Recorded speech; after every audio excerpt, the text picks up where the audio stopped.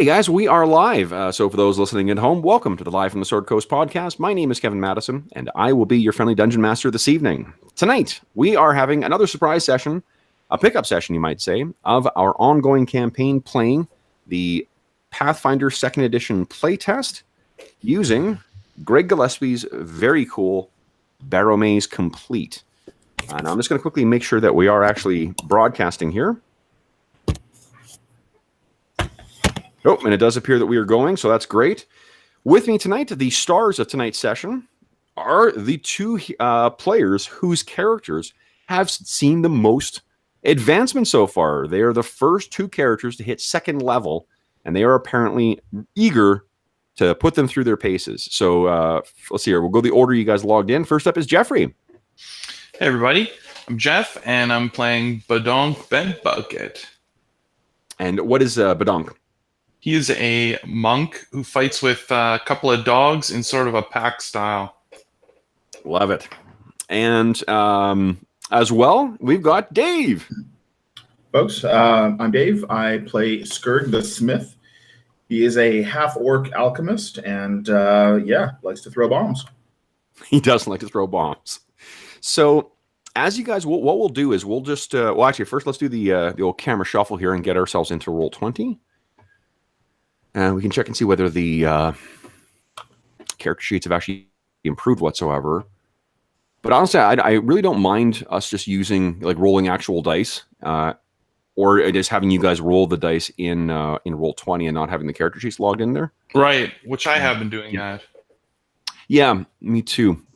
Me too. Well, of course I have it. All my things are monsters. Oof, can you tell it's a Sunday? Sunday of a long weekend. And what better way to spend our Sunday of the long weekend? My kid's out of the house, so Dad's going to do some gaming. Yeah. Yeah. Actually, I think two of us are in that boat, aren't we? Yep, pretty much. Yeah. Okay, so I'm in. Let me just, I'll do the camera shuffle here. What's going on here? There we go. I think I may have frozen up there for a moment. But it appears like we're back to normal here. Share, present to everyone. Put it in there. Okay, cool. So this is what this campaign is. Maybe I'll just do a quick intro or context for the folks listening at home. This campaign is we're playing through the Pathfinder playtest, or using the Pathfinder 2nd Edition playtest document. And rather than playing through the I think it's called Doomsday thing, the actual adventure that we're supposed to be playing. Which I don't really have any interest in playing. We are using this to try and play this game in a very different style, in a more of an old school style. So we're trying to mash up the new school game with an old school style of play that is very sandboxy and has lots of random encounters and stuff like that. And actually all the events of tonight's session have been randomly generated beforehand too. So I say that really just to absolve myself from any responsibility for what is about to happen. Mm-hmm. Okay. Jeff, you having difficulty getting into Roll20? Oh, no. Whoops. Okay. Playing something. So, why don't you guys were here. It was only 2 days ago. Why don't you guys tell us what happened in the last session? Jeff, we headed out with Rowan into the barrows, and we discovered a barrow, and we basically worked all day digging on it, and were attacked by some skeletons and some giant toads, and never quite managed to get in there. Yeah. So this session will pick up basically what we left with you guys getting back to town, and then I didn't really did much beyond that. We talked about you hitting 2nd level. We did some XP calculation. So this is you guys walking back to the Brazen Strumpet, because that's actually where you've been staying anyway. You guys haven't arranged any other kinds of accommodations. So you're making your way down, and of course, waiting outside of the Brazen Strumpet, sitting to the left of the door, is Alistair, the guy who always sits there kind of staring off, who pickpocketed your one of your dwarf, or I'm trying to think. Do either of you guys know? Oh, you guys met Werbin. Did you? I don't think you. No, it was Cork's character, Argus. Neither of you guys have met Argus yet. So, but I think didn't one of you guys? Oh, Brent's character, Sir Albus, he got pickpocketed as well. So you know that even though he has sort of lost his mind in the Barrowmaze, he still has devilishly quick hands. And sitting next to him is that big, once noble-looking hunting hound named Mr. Paggins, who was with your, or was the faithful companion to one of your hirelings, who unfortunately died in the Barrowmaze. So you guys pass them once again. You see Mr. Paggins' big droopy eyes kind of following you guys as you go in. I think Biscuit and Bone probably like kind of trot over to him and kind of give him a sniff. Does it look like Mr. Paggins is being well taken care of? I mean, essentially for being abandoned. Like, is Alistair giving him any type of care or? Yeah, you'll notice that there's. I think what it's doing more is the first couple of times you saw Alistair, he had sort of like a half-eaten plate of food next to him. There is no food on that plate at present. So the Biscuit and Bone go over and sniff at Mr. Paggins. Mr. Paggins kind of sniffs at them for a bit, and then when you guys head in, you Badonk, you sort of do a whistle, and then Biscuit and Bone go racing in behind you, and you guys walk into the Brazen Strumpet. Your before we go in, I'll take one of the treats out that I have for Biscuit and Bone and give it to Mr. Paggins. Sure, yeah. So you go over and he sort of, growls a little bit as you get a little closer, but then when let me roll a nature check for you here. Yeah, and then once he sort of, sniffs the treat that you've got, you're able to actually probably toss it even closer than you did last time, and he, picks that thing up. His little tail kind of flip back and forth once or twice, and then boom, his head goes down back on the ground, and throughout this whole thing, Alistair makes no indication that you guys are even there. And but that's when Biscuit and Bone lose their shit at having some other dog eat their treat. They're pretty well trained. Like, they were former circus dogs, so I think that they're better trained than what my dog or your dogs are. Oh. Wow. Amy almost fucking not almost, she threw my fucking back out today because some moron was riding on the sidewalk again, so we had to get off the get off the side, because otherwise Amy would knock him down. And we're waiting there, and then Amy sort of waited, and then when they were just like maybe within leash distance, she's like full force went running out towards this person. It was not. Thank God I was near home, because I genuinely threw my fucking back out. I love aging. Okay, so you guys walk in, and what you find is actually, you're bruised, you're battered, you're exhausted. And Roan actually, he and Bretta say that they've got to, that they will be meeting you guys tomorrow, and you'll deal with whatever you need to deal with, and they head off to do something else. You're not sure what that is. And Toombs as well heads off to some other place. You're not sure where he's gone. He doesn't speak, so I mean, it's hard to get out of him what he's doing. Then let's see here. As you're going in as well, what you notice is that there is actually it looks like a pretty big cart is parked in front of the Shrine of St. Gig, and you can see that. What's his name? Shoot, Kev. Yeah. Before Skirk parts with Bretta, he'll find out where she's staying, and he'll have a bottle of wine sent to her room. She is probably staying camping rough in someone's barn. She doesn't have an awful lot of money, and she's pretty wild. Well, he'll send a bottle of wine to her barn then. Sounds good. You can talk that over with Bolo and see if he can arrange that for you. So it's Gamdar. Gamdar was one of the acolytes, the half-orc acolyte of St. Yig, Brother Othar. He and a couple laborers are loading a bunch of wooden crates from the taking them from the back of this wagon and bringing them inside the shrine. Which is neat. I mean, it's the first time you've seen really. Normally, those caravans when they come in, they go straight over to the Silver Covenant Trading Company, and then they unload there. So you sort of, but I think with the day you guys have had, that's just really a bit of trivia. So you head into the Brazen Strumpet, and tonight actually is a little bit of it's a slower night. I mean, you there's two things that are a little unusual. One is that it looks like there's only actually one other adventuring group that's actually in here tonight. A lot of those other groups you've seen before, they're off somewhere. Maybe they're either off on a mercenary job, or maybe exploring the Barrowmaze, or up to something more sinister. There's a lot of farmers in here tonight, and it looks like there are some other wannabe hirelings. There is a young kid as well, who, like by young I mean like 16, 17, and he seems to be sitting with some of the farmers and with that elf that Sir Albus was talking to before, that guy named Valeron. Yeah.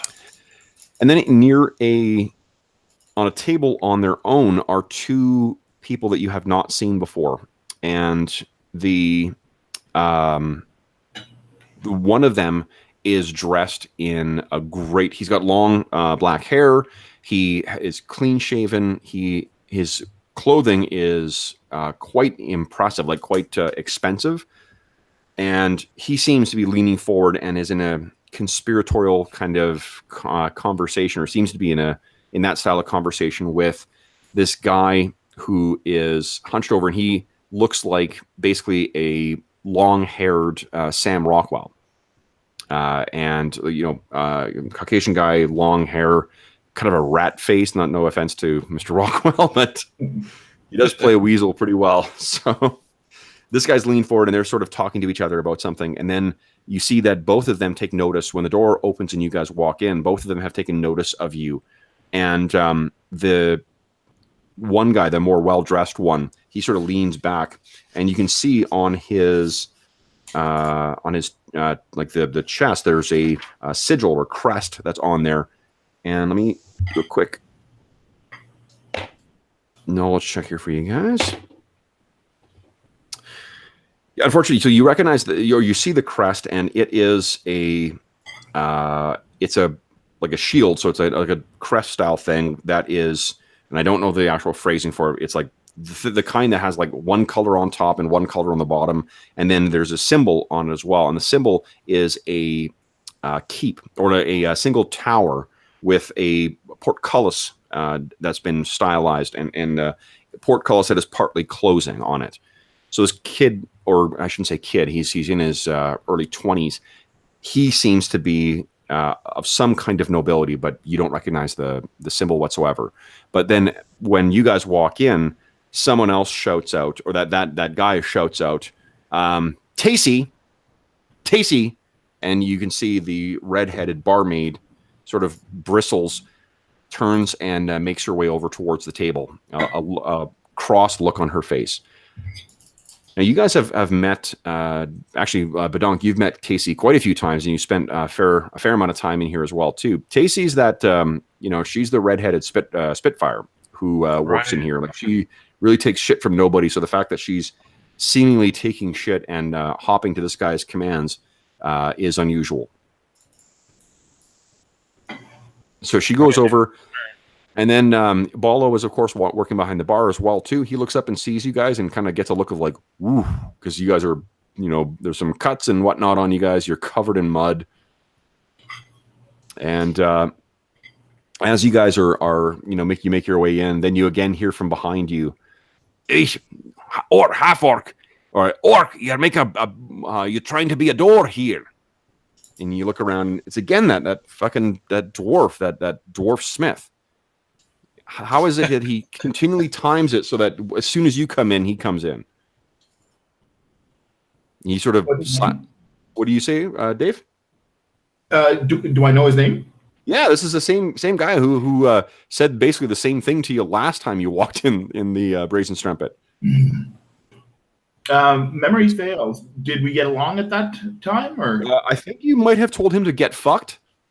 So it's Karg Barrowgut, though. It's the guy who runs the Axe and Anvil. Oh, right. I'll turn to him and I'll say to him, those who are more important, line first for drinks. He looks up at you and is kind of like studying your response. Well, then, perhaps you should go get in line then. We'll head over to the bar. Okay. So then he, as soon as he walks by, Bolo calls out, Garg! And he sort of gestures and goes and takes his usual seat. And then you guys walk up and Bolo says, Badonk and Skurg, Hand, you've returned. And you're alive. Yeah. And in need of drink. Badonk, Definitely in need of drink. Was it as successful as the last time? No. Very disappointing. We spent the entire time digging and fighting for our lives. Not necessarily in that order. And did you brought people to help with the digging? I've heard that that's what others have done. Well, we had some, but not enough. I think next time we will bring some more diggers. Well, that seems like a prudent plan. Though I'm not sure if you've heard, but it seems as if the prelacy of Midmark nearby, it appears that they're having some trouble with giants, and the Council of Threshold, the capital of the Midmark, is paying top dollar for mercenaries, and I wonder if that will cut into Osen's business and the availability of merchants, of mercenaries here. Yeah, I wonder if that's where all the other adventurers have gone from here. It could explain why there's been such a shortage of. In fact, where's your friend Roan? He had business of his own to take care of. Ah, well, I'm glad to see that you made it back, and Badonk, there has been someone asking of you as well. Oh, really? It seems that our young Lord, one second here. I've got his name written down. I think it's Krothos. Oop. Yes, Lord Viscount Kells' son, Krothos Ironguard, and he sort of gestures over towards that table where those two people are sitting. He's asked to have a drink with you. I expect that the tales of your success in the Barrow Mound has reached his ears. Interesting. He sort of, his eyes go up and he says, yes, that's certainly a word for it. I just rolled a perception check for you. You can tell that Bolo is being as diplomatic as he can about his lord's son, knowing that he's a proprietor of a business here and whatnot, but it does not seem as if Bolo's got a terribly high impression of this kid either. So it's maybe not good that I've drawn his attention. It depends, I suppose. Well, I suppose being the Lord's son, I'll have to speak to him. That might be prudent. Yes. But the expedition, I take it that calls for a troll-sized drink, not a goblin-sized pint. Yes. So he pours two troll-sized pints and then puts them down on the desk or the bar surface for you, and says, "Are you hungry as well?" It's you guys got back about 7:30ish. It's later, but we still have bar's quite slow tonight, so we have plenty of food left. Dear God, yes, man. And send a plate out to Alistair and the dog. Mighty, very kind of you. The dog, you mean that? Do you know where that's come from?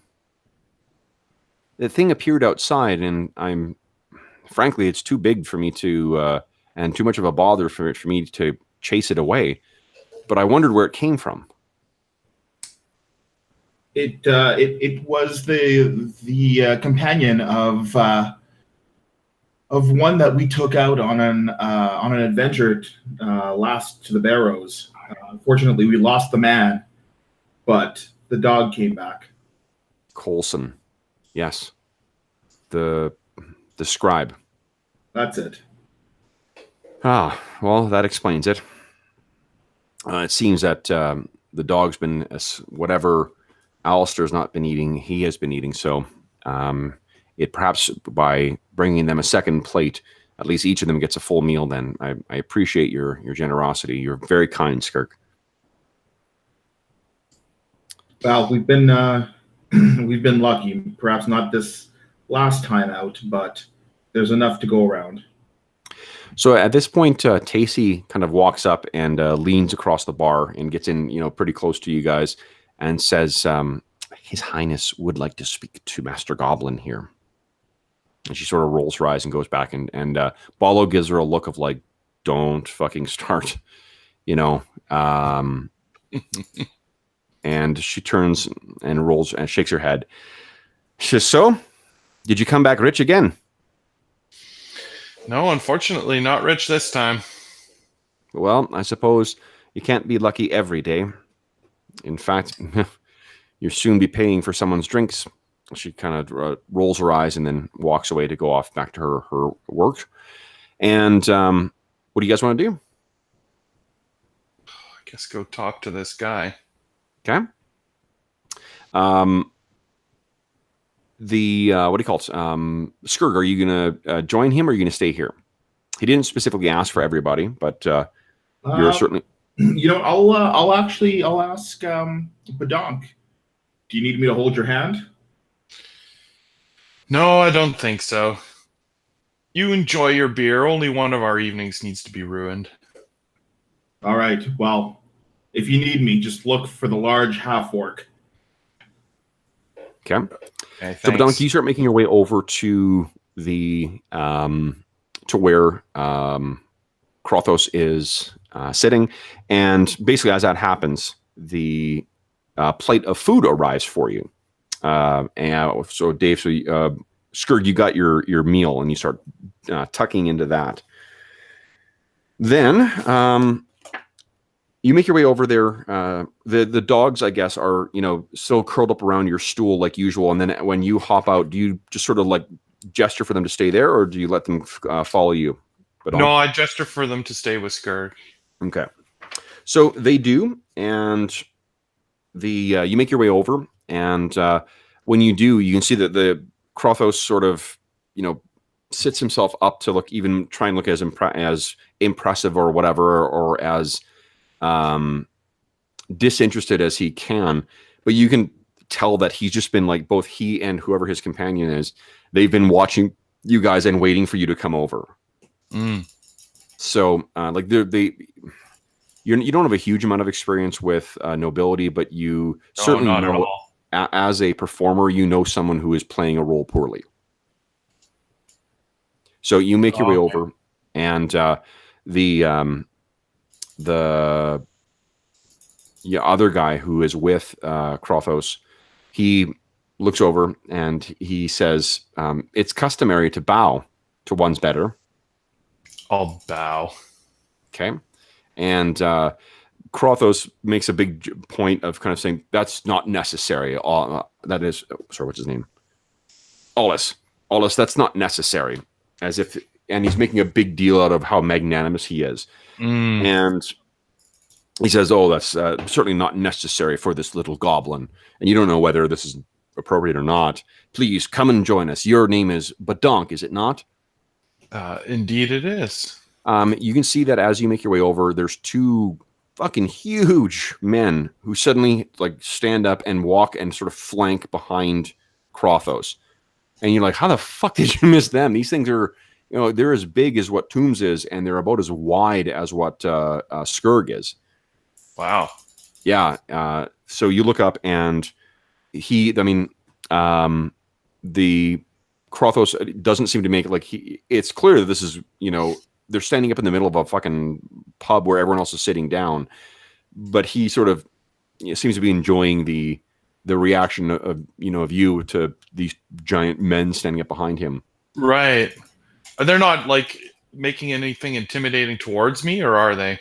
They're glaring at you for sure, but you think that they're not attacking you or anything. No, I'll just look at them and I'll just say, "Am I in trouble for something, sir?" No, not at all, says Krothos. And Alla says, it's simply prudent that the heir to the duchy, or the heir to Lord Viscount, takes measures to protect himself against unknown factors. Please, Lord Krothos would ask that you sit. I'll take a seat with them. Okay. And he says, so this is Alla speaking again too. He says, we've heard tell of your unusual luck in your expeditions to the Barrowmoor and to the Barrow Mounds. We wonder if you might share with us your strategies for achieving such regular success. You see, our Lord has seen great success in his expeditions as well, and you can see Krothos is sort of drinking up this adulation, and he, of course, would of course be beneficial to all parties to share the techniques that have seen success. Krothos seems to be letting Aulus do all the talking. Sure, I can share my techniques. First, I head out to the barrows, and then I enter the first barrow that I see and search around until I find something of value. I guess luck would be my greatest ally. Okay. You take a big swig of your drink, and Aulus and Krothos kind of look at each other and then look back at you and say, so you simply use luck to determine where you go? That's what I've done up till now. If I find some kind of a more scientific strategy that works, I would be willing to share it with you. But up till now, none have existed in my techniques. So Krothos's efforts to try and be where his station properties, it sort of breaks, and he leans forward on the table and he says, so you've got no map? No guide? Map? No. Do you have a map that we could see? And he and Aulus sort of look at each other, look and say, what? And Aulus jumps in and says, well, such a thing, to make such a request of the Lord Ironguard is quite inappropriate. Oh, is it? I'm sorry. I didn't mean to insult you. He had just said that, sharing techniques and knowledge was valuable to all. I didn't realize that the Lord would keep some techniques for himself. Well, it's not such things. It's that the Lord must... and then Krothos sort of jumps in. He says, so wait, you're saying that it's been sheer luck that you've gone out twice and come back with riches? Sheer luck. I wouldn't even know how to make a map, nor have I found any good scouts to hire as henchmen. So he turns and looks at Aulus and is just staring daggers at him. And Aulus kind of looks back at him and looks at you and says, so then, my lord, perhaps there is nothing to be gained from this. And Krothos sort of stands up and throws the force of him standing throws this chair back, and he says, I would say not. He picks up this drink and then makes a big effort out of trying to drink it, but it's too much drink for him to just sort of do it. So he takes longer than is appropriate. So he's sort of it's gone beyond angry, and he's just still now he's working. No, it's just not the sort of huffy stand up and drink and go out has been completely diffused by it's taken too long for him to do that. His two bodyguards kind of look at each other and then look back at glaring at the goblin. Finally, he slams the drink down, and he then turns and says, "Then I suppose there is nothing further to learn. Good day, you my good goblin," and turns and makes his way towards the door. The Alla sort of looks down at you and turns and makes his way out. Scampers to try and catch up to Lord Krothos. So you sort of watch him go out, and Tacey walks up at about that point and kind of looks down at you. So, well, they wanted to know my techniques. Well, I hope it was worth it, because he stuck you with the tab. Great. Welcome to Helix. You've met our Lord. And turns and sort of walks away. So throughout this, 1 second here, we got a comment. What's up by rolling it? So the odd filmer has written, unusual luck follows up by rolling a D100 to get a flawless roll. Luck, I don't need luck. So Autumn, I'm not quite sure what you're saying there, but yeah, thanks for watching though, and thanks for posting. So the while this is happening, Skurg, you're sort of like shoveling the food in your mouth and finishing up your meal. You're plotting and sort of planning. What you've had is also, there's an insight that you just had. And this is usually the way that alchemical sort of breakthroughs come to you. You've realized that, if you introduced a certain reagent into the alchemical bombs, you bet you can make them, in addition to whatever their normal effects are, you could make them stream out a giant gout of steam, or of at least of a mist of some kind. Woo! Skurg instantly gets excited. This is the kind of thing. He's almost a bit of an idiot savant when it comes to alchemy, but when it takes him, there's nothing that can keep him from pursuing it. So he gets up from the table and he makes to leave to go back to his room or whatever he's using for a lab at the moment. It depends on where you guys are. I mean, there isn't another place to stay in town. So, unless you make arrangements with locals to sort of like stay in their barns, or like in the hayloft in the barns or something like that, it's the Strumpet, and you guys have a chance of, the cheapest thing is just sleeping on a floor in here. The next step up is a group room where you guys just have a bed in there, and then the next step up from that is a private room. If you're going to indulge in alchemy, I would suggest the private room, because they're probably going to stop you otherwise. But one thing, but what you could do, Dave, is just looking at what your actual abilities are. Remember, you have that quick alchemy ability. So you could, it would only be active for 1 round, but you could create you could create such a thing and then go outside to test it if you wanted. Yeah. If so we're saying that Skurg would pull out his materials right there in the middle of the bar. Well, no. If you could, it's probably the first time it's happened. So I'm not sure that Bolo might not be quite clear what you're doing. And there are certainly, with how slow the place is tonight, there certainly are empty tables. So you could go over and blank, put your big alchemist kit down, mix some stuff, and then it begins glowing a bit of a color, and you could step outside, and then the sun's still. It's probably only about 8:30 at this point, so the sun's still up. I said it was gonna be 9 when it was sundown. It's low and there's low shadows, but if you walk to the edge of town, you could probably test this thing without causing anyone any problems. Yeah, let's do it. Okay, so you make your way to the edge of town, and well, before Skurg goes, he'll he's basically pulling on Mr. Bent Bucket, because he wants everybody to be as impressed with this as he is. He doesn't typically let his breakthroughs go unnoticed. Right. So you would invite me to come see. Yeah. Oh, yeah. No, absolutely. Skurg wants someone to revel in it in the same way that he would. Okay. Okay. But Uncle come with him.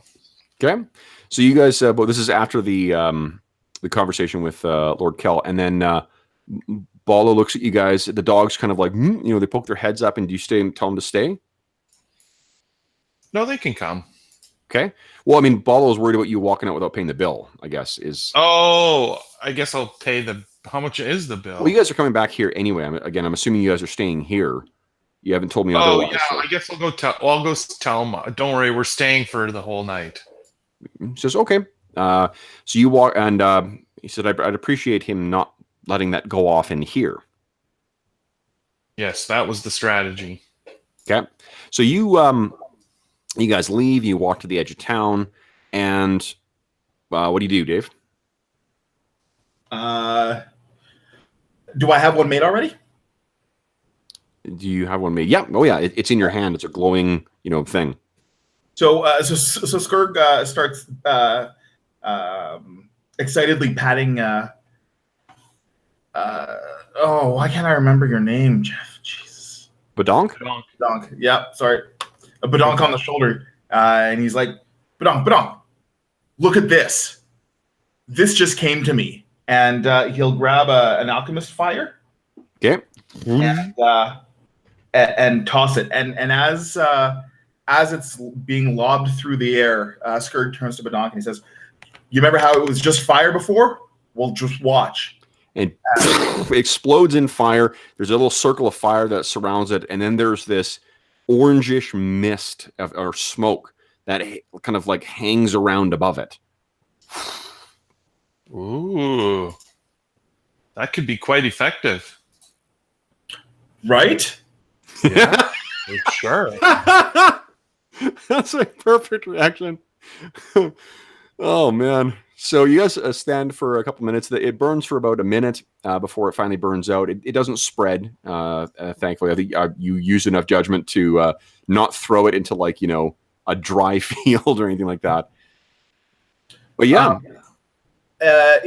In order to exhibit its other properties, Skurg will say to Badonk, "Okay, now hold your ears closed."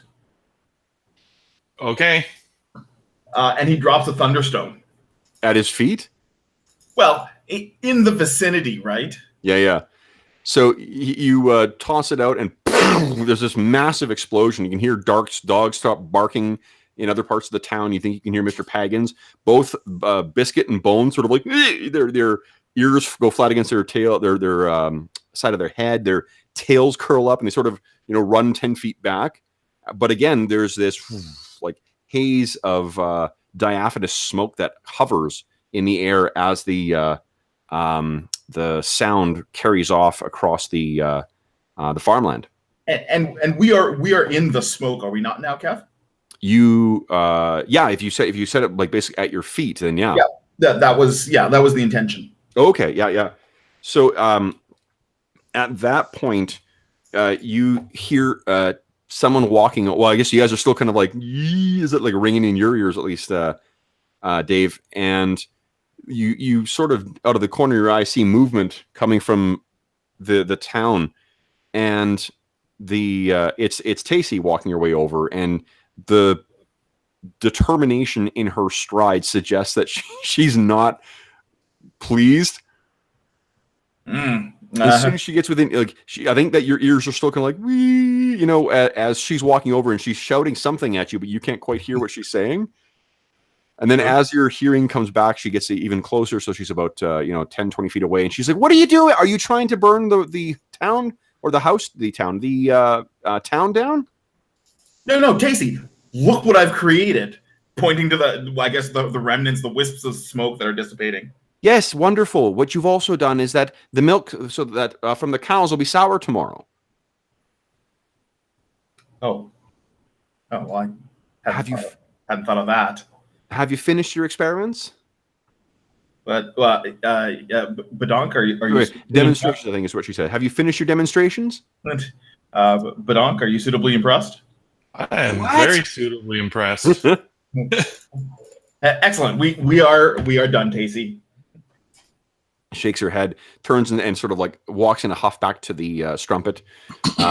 As you guys are, making. But also going to talk obnoxiously loud for the rest of the evening. Yeah, of course he is. So as you guys are talking, going back in, you pass by, and for the first time, you can see that Mr. Paggins is actually on his feet and shivering a little bit. He's eaten part of the new plate that's been set out for him and Alistair, but he seems a little upset by the detonation of the Thunderstone. Mm. You make your way into the pub, and you guys can, I guess, talk about what strategy you want to have. You guys were talking about hiring new laborers to try and help you with the excavation. Was the plan to go back tomorrow, like the day afterwards? Or the next day, so like maybe a day of rest. Sure. Well, remember, like your fear factor has been growing up. Like every time you're encountering one of those, yeah. Like there's the fact that that place seems to be crawling with hordes of undead is sort of weighing on you a little bit in your quieter moments. And it's not helpful that it's a quieter night too. That there's not quite as many people around. So how long do we recover to not have as much fear? If you spend a week, it'll lower by 1.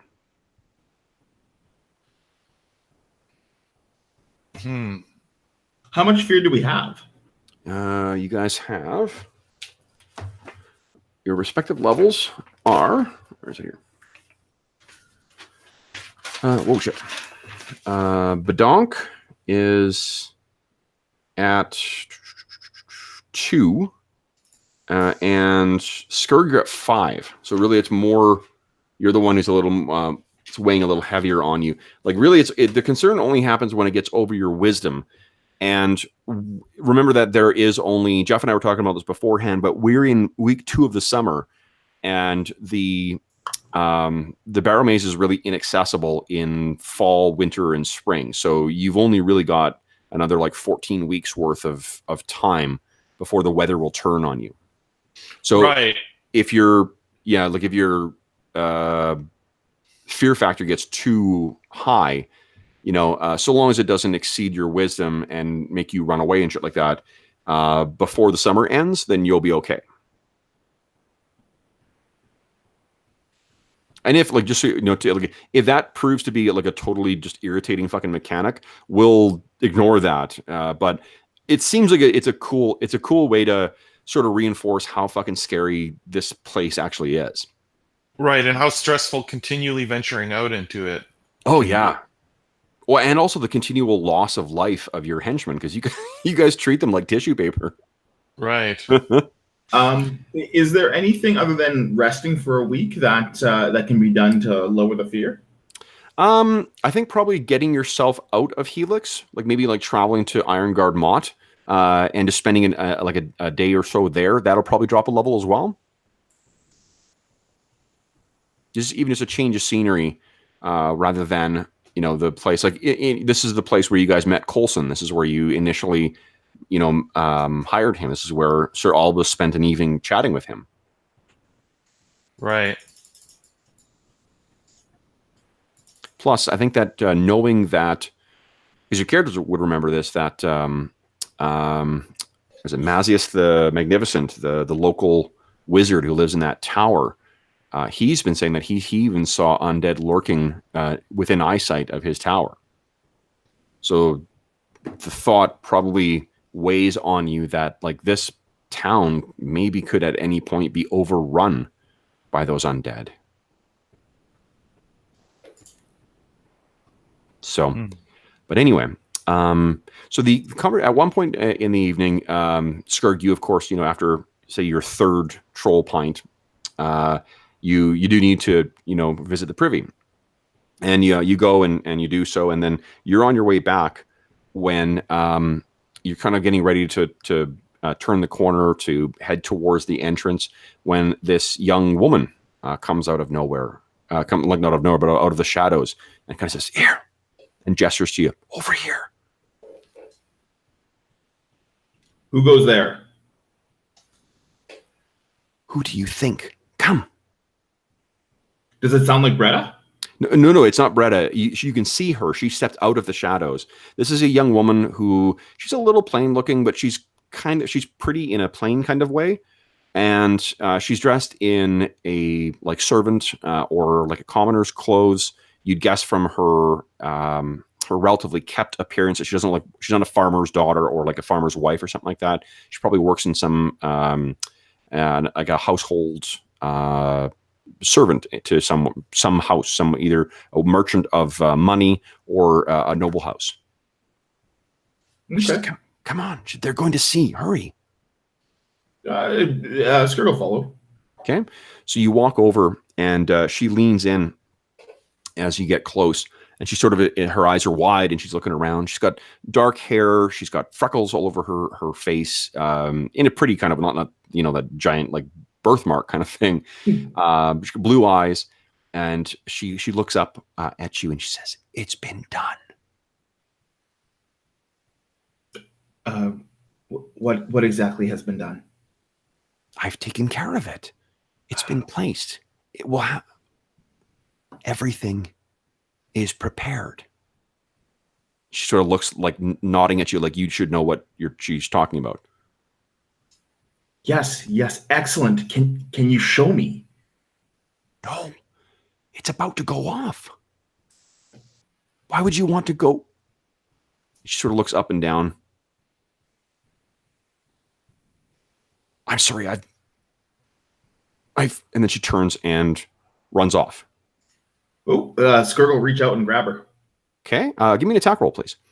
Oh Lord, that wasn't quite. Or actually, it's an athletics check. What is Your athletics is +4 for Skirt. Sheesh. Not a learner. Let's see if your luck has turned. Are you still playing the role of Brent tonight? Yeah! Holy shit! So yeah, you easily grab her, and she sort of you yank her, and you've got a solid grip on her. She turns and looks at you, and she has a look of blind fear on her face, and she says, "Let me go. I've made a mistake." Oh, indeed you have. I think it would be in your best interest to tell me exactly what it is that you were talking about. Give me an intimidate check, please. Your intimidation is +2.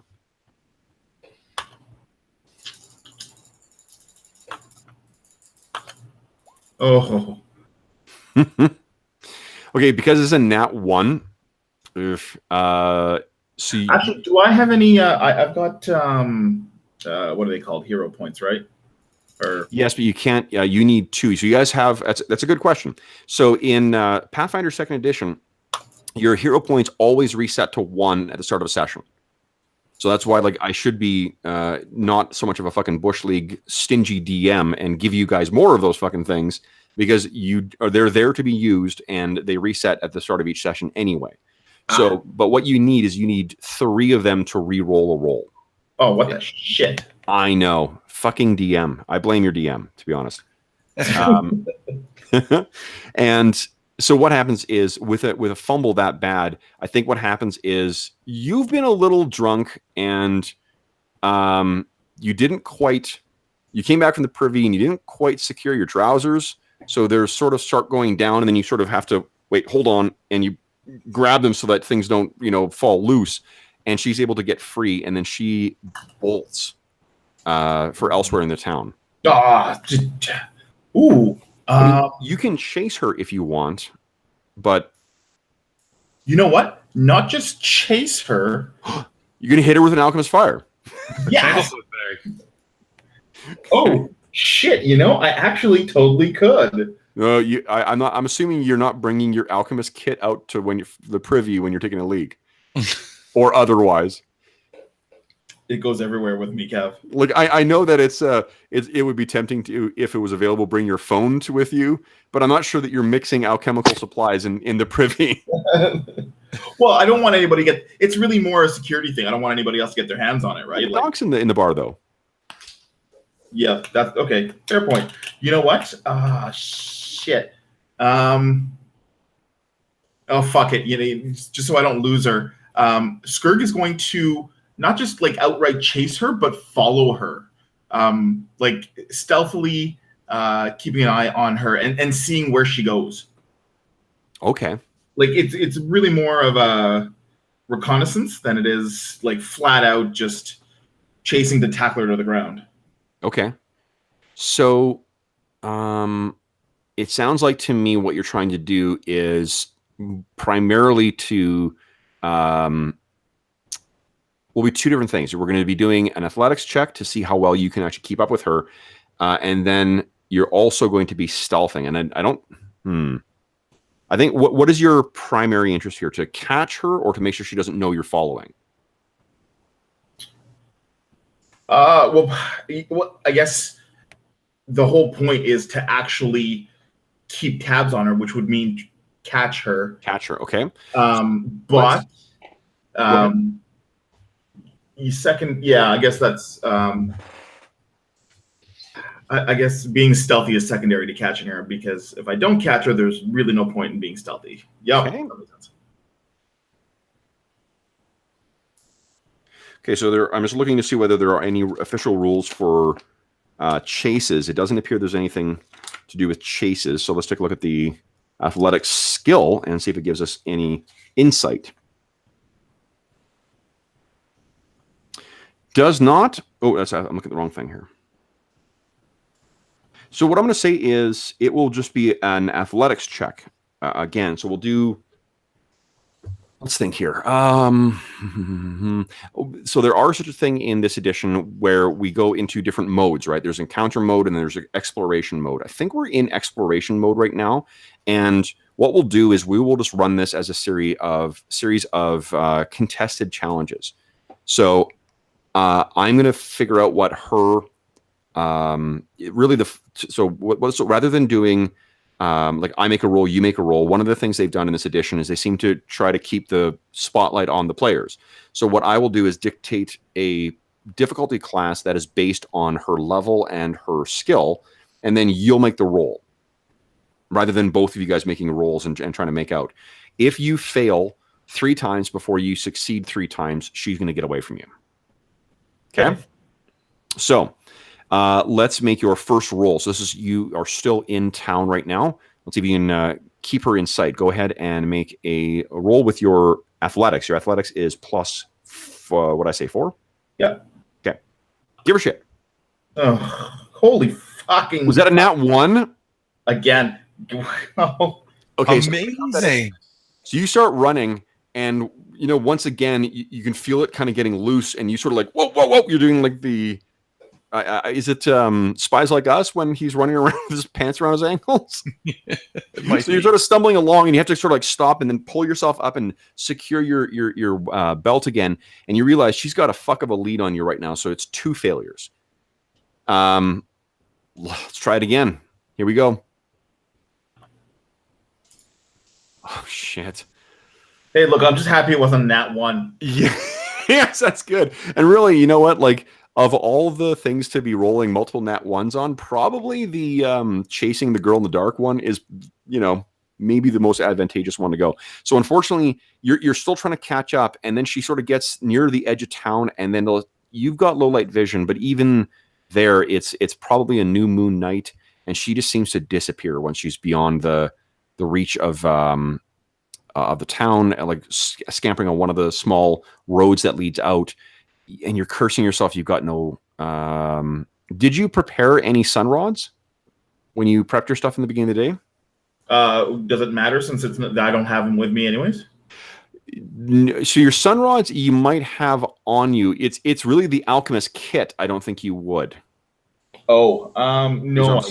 Yeah, no. Didn't? Okay. So you get to the edge, and it's sort of like. We see it as a long shot of you just standing just on the edge of the light that comes from the town, and you're sort of looking around, and like it's just blackness everywhere. Even though you can see a little further with your low light vision, you don't know where the hell this girl's gone to. I'm gonna make just an intelligence check. I'm gonna see if you remember seeing this girl around town before. Like you rolled a 19 on that, so that's awesome. Correction, you rolled a 19 on that. No, but you get the benefit of it. So. Fair enough. But you don't remember, like, you've never seen her before in town. And I'll tell you why, fiction-wise, that makes sense, is because you have really established Skurg as a remorseless womanizer. So I think that he would be studying even the passably pretty women who make their way through town. Yeah, not untrue. Not untrue. So you sort of shake your head. You once again make sure that your belt is secure, and then start making your way back to the Strumpet. You make your way in, and Badonk is still there, and Badonk is working on the last remnants of his meal as well too, and then dropping down As some. soon as you walk back in, he yells pretty loud across the bar. Where did you go? I left to take a piss. Oh. And that's when Skurg sits down across from Badonk and leans in as he's eating and basically tells him the story of what just happened. Donk's like saying a little too loud for your comfort. Was she attractive? Well, of course she was attractive, aren't they all? Those troll-sized pints are a little much for our little goblin. Oh, and also he's deaf from the Thunderstone. Yes. Oh, that's great. Remind me at the end of session, you're getting extra XP for the group from role playing. That's great. Nice. So, okay. So, I mean, otherwise, the next hour or so pass uneventfully. But there is something that is going to happen. But do you guys mind if we just take a 2-minute break quickly? I just want to go close the blinds. It's getting dark here, and I don't want the dog to keep going crazy with everyone who walks by. Yeah. Okay, so I'll be right back, and we'll continue.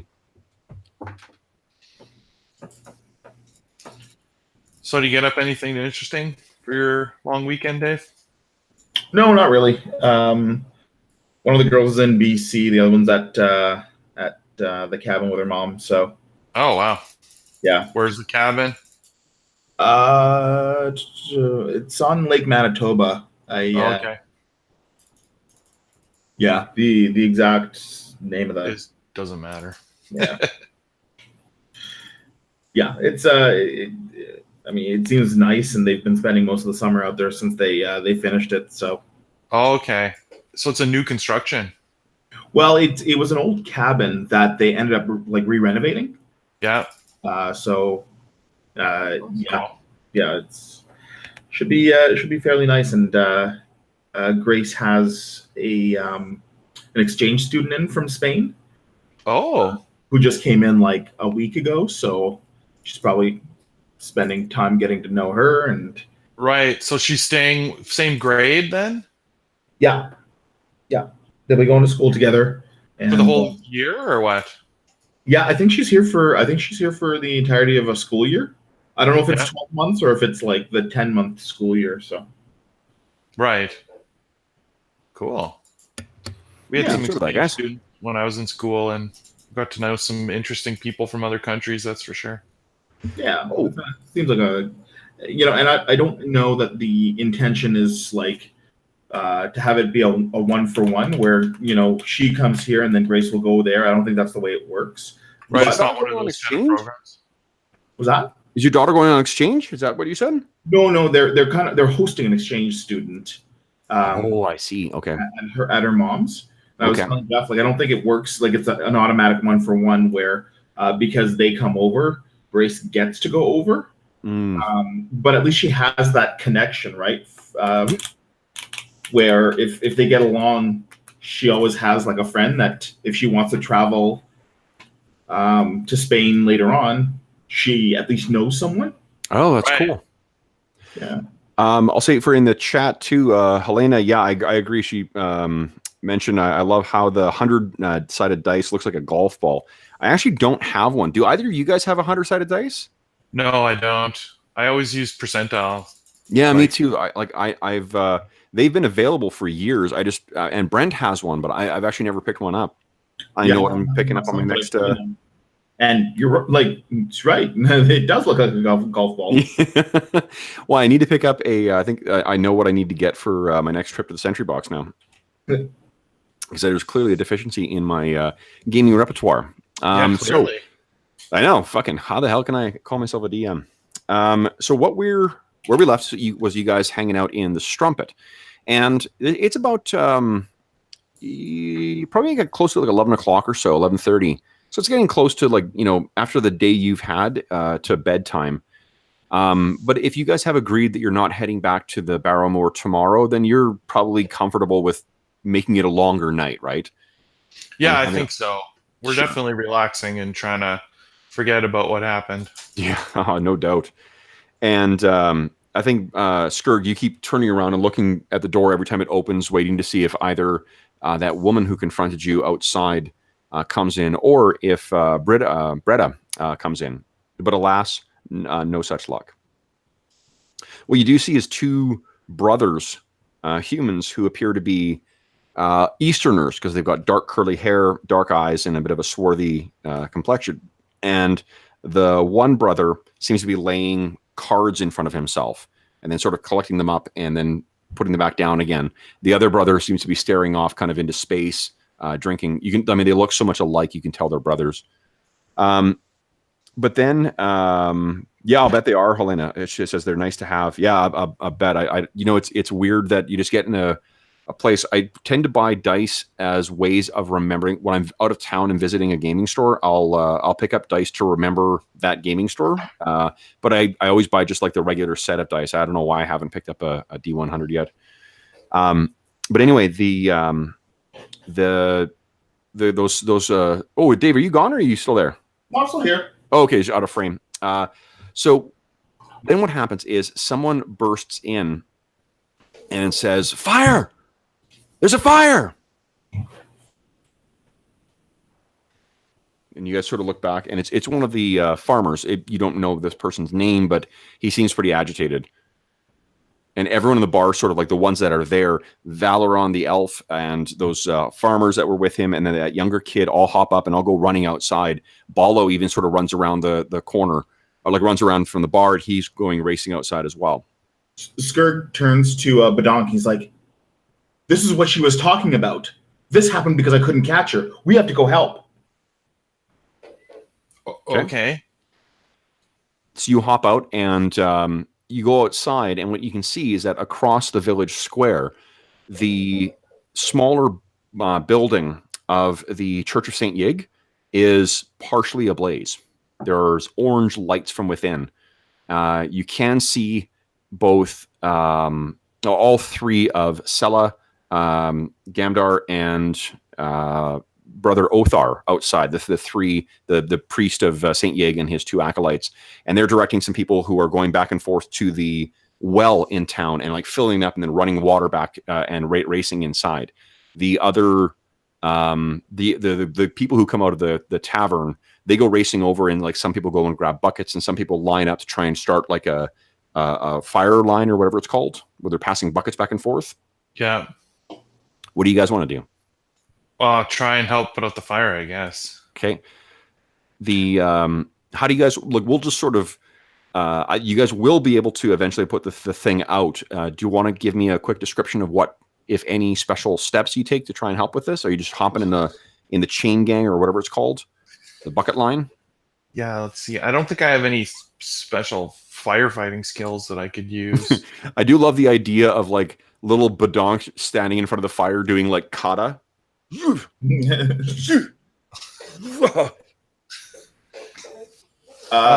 Skurg races down and gets as close to the fire as he can without, actually burning himself. And he starts using quick alchemy, starts crafting his liquid ice. Nice. And starts tossing it into like the kind of where it seems like the most intense parts of the fire are coming from. So I think what you do is you see that the fire is slowly. Remember, I was saying those crates that were being unloaded. Mm-hmm. It appears that the fire was making it. It had consumed maybe one or two of them. As you're going in, Gamdar shouts out, or not Gamdar. What's his name? Sir Othar, not Sir Brother Othar, shouts out that take care. There's alchemical. So there are reagents inside those crates. If they go off, and so you go in and you grab some of the like base materials, the reagents that you normally use. You what do you think it is like when you activate these things? Is it a word you speak? Is it just that you're like you add a little bit of something to something, or you have to shake it in a certain kind of way, or what? Well, it's a combination of adding a something to something, um, and yeah, I don't think uh, there's any verbal component to it. He just he tosses it, knowing that when the vial breaks and the chemicals interact, Yep. in combination with air, it. So how about this? You grab one of your little vials. You lean back the top, and you have this little it's like a little white stone. It's some kind of dried alchemical thing. Drops in there, and then as soon as it hits the liquid that's in there, it immediately sort of there's ice beginning to form on the outside of the or condensation on the outside of the vial. You toss it in, and then it explodes out. Did you make this one have mist as well, or you didn't care about that? Yeah, not caring about that at this particular moment. Okay, so you one or two of those things very carefully placed, and you actually you managed to stifle the fire from getting to those to really consuming those boxes. And you become basically you are one of the reasons why that whole supply isn't ruined. And we now sort of we see a montage of you guys all fighting the fire and tossing shit in. It's the end of the very, very late in the night, maybe early in the morning. And you guys and everyone else is sort of standing around outside as the last buckets or last embers are being put out. And you guys are all covered in soot and whatnot from the smoke, you in particular, Skurg. And people are sort of patting you on the back as thanks. And that's when you, Sir Otar, or not Sir, I keep calling him, want to knight this guy. Brother Otar makes his way over towards you. And remember, he's that clean-shaven, well-spoken guy that you met with yesterday, Badonk. Or actually earlier this morning. And he says... he walks over and he says, my friend, I'm sorry, your name is Skurg? It is, and I feel like I owe you an apology, brother. No, so we owe you a debt of thanks and the blessings of Saint Yig on you. Without your assistance, I fear for how dire this fire might have been. You don't understand. I know who did this, and I let her get away. What? What do you mean you know who? And at that, Sela, again, his female human acolyte, she steps forward and says, what do you mean you know who did this? Well, I don't know her, but she came to me mistakenly, speaking of an item that was ready to go off. And it didn't occur to me that it was this until the warning of fire came to the Strumpet where we were. And why did she come to you? Who is this? What does she look like? And Brother Othar sort of puts his hand up and he says, Sela, I'm sorry, you said that someone came up to you? What did she look like? What did this woman look like? Well, and I'll describe what she looks like. Pretty plain, pretty, with the freckles and what have you. Skurg will describe her as best he can. If it helps, in the movie version of this, I would have her cast by Molly Parker. That's sort of who I had in my head when I was describing her. Okay. Molly Parker's a lot prettier than, she's certainly more than just kind of passingly pretty, but that's who I'm thinking of. Skurg will go on to explain that when he went out to use the privy, she must have mistaken him for another half-orc. And at this point, what was the name of the half-orc that actually worked at that resided at the temple? That's Gamdar, and Gamdar's standing not too far away. But Donk, you can't help but look over, and it's tough to read, but there's a bit of an unusual look on Gamdar's face. I'll head over to where they're talking, Skurg and the priest, and You had relayed the story to me of what she had said, right? Yeah. I mean, when you were still eating your supper, I leaned across and told you everything that had just happened. We'll suggest that he question his follower. Gamdar? Gamdar, absolutely.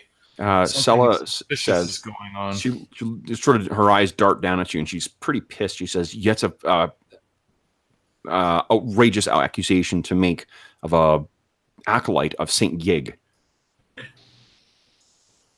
Would that you were not friends with one? I would not wonder if it was his ancestry that made you call in his loyalty into question." And again, Brother Otar says, "That's Scylla. It's. Do you recall this woman asking or saying any names?" She mentioned no names before she fled out beyond the city limits. I suspect she's not from here. And at that point, Skirg will turn to Sella and say, "It's don't think that that it's my friend Badonk here solely who accuses your friend. I myself accuse him. And if Badonk says you should question him, surely that's what you should do."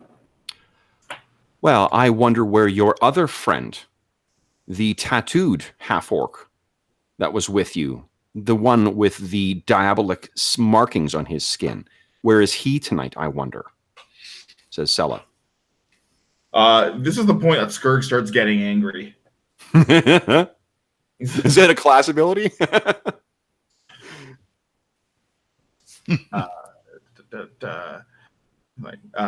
So Brother Otar steps forward again and says, "Now, Sella, perhaps you could ensure that everything is secure.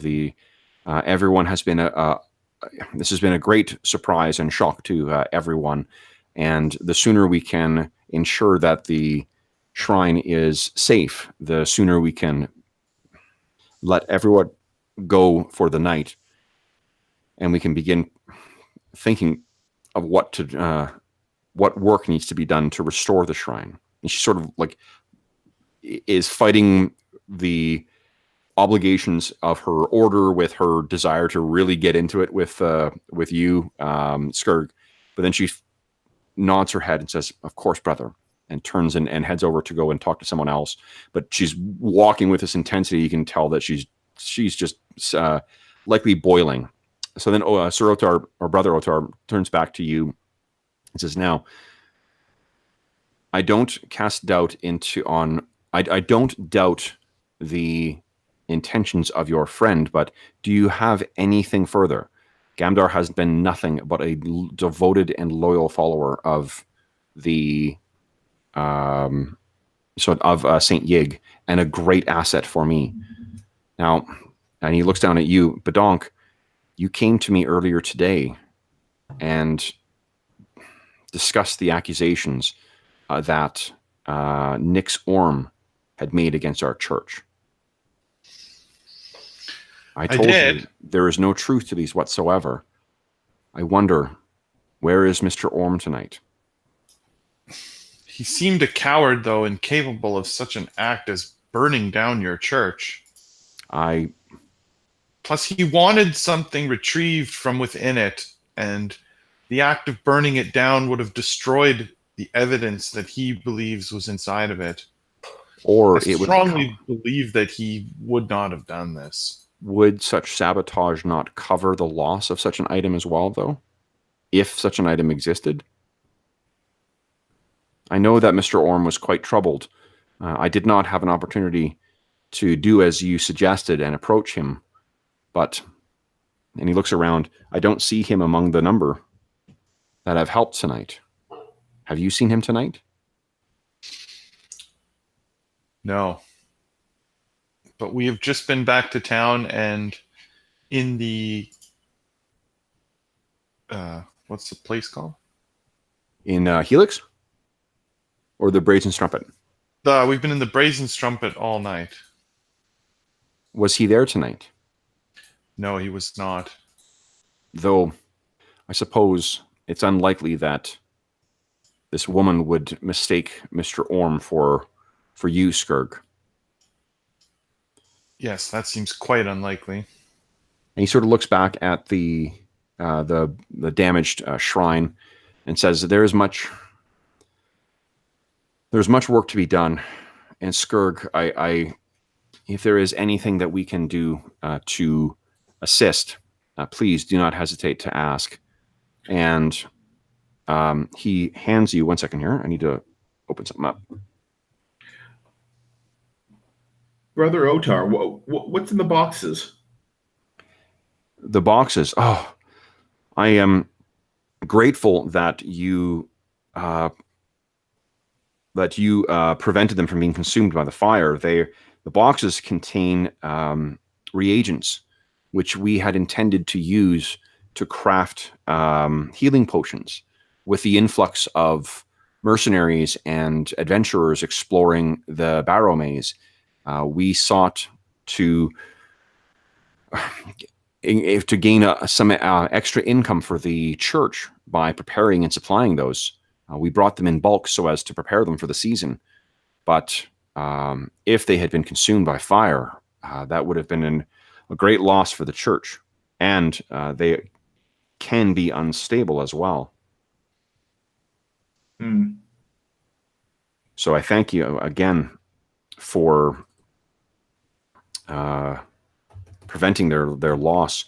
All right, so Dave, he says, now I don't have anything on me now, but if you would return tomorrow, we would like to present you with a small token of our gratitude. And mechanically, what's happened here, Dave, because of your actions, Skurg now has 1 renown with the Church of St. Yeg. What does that mean?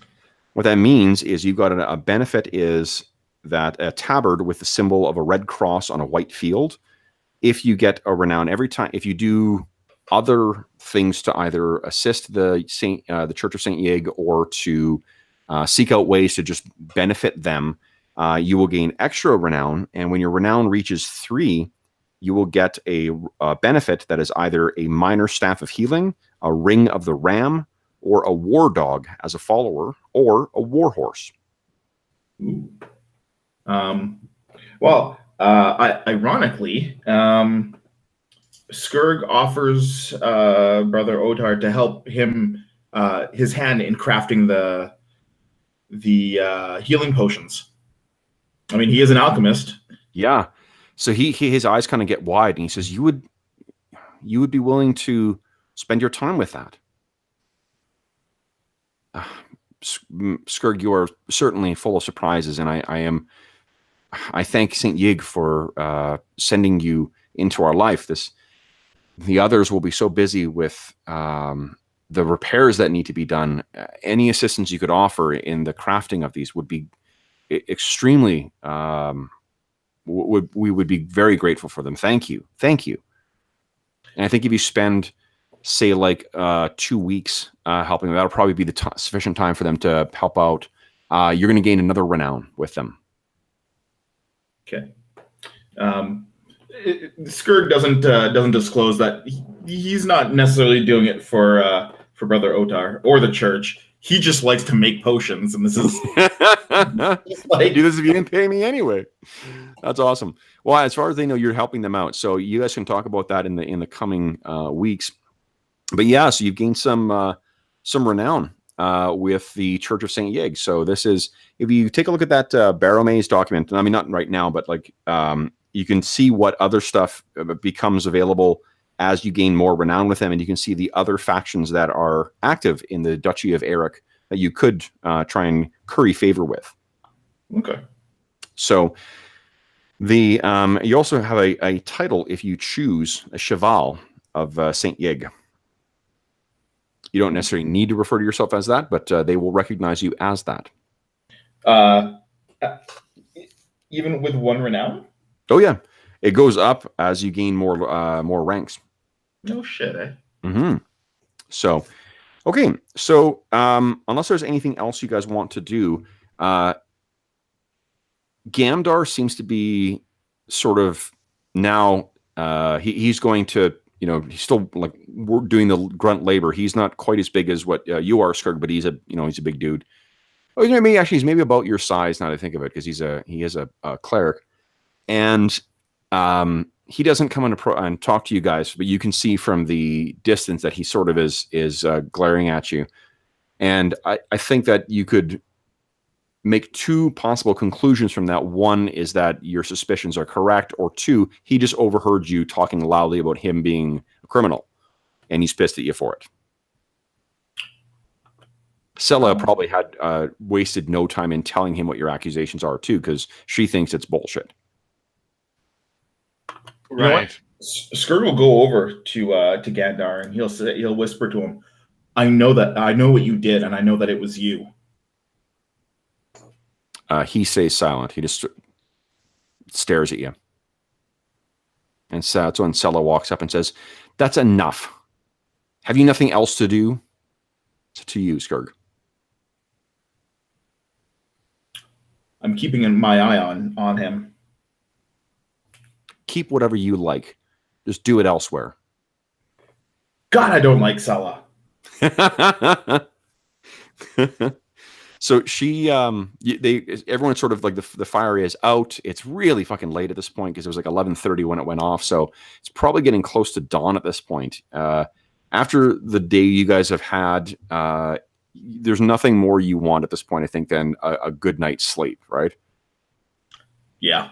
So you guys head back to your room or rooms, and the dogs they've been actually napping while this whole thing's been going on. So then Biscuit and Bone hop up and follow you back to the Brazen Strumpet, and you guys head off and hit the sack. Next day comes, you guys have rested up.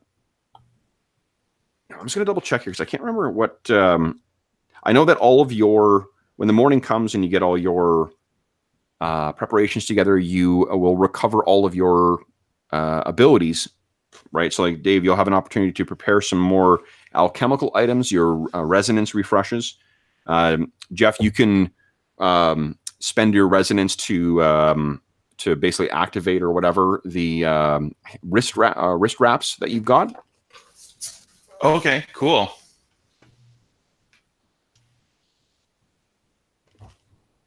I'm just going to see how much you heal, because I honestly don't remember. I think I started looking that up last time, and then I got distracted by something shiny.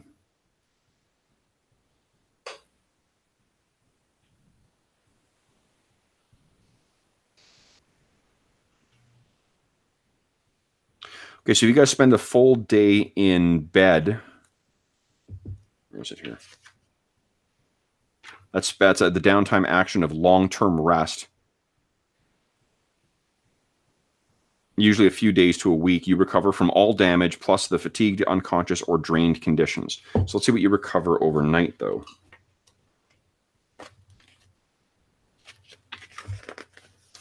What are you guys going to be doing for the day? What's the plans?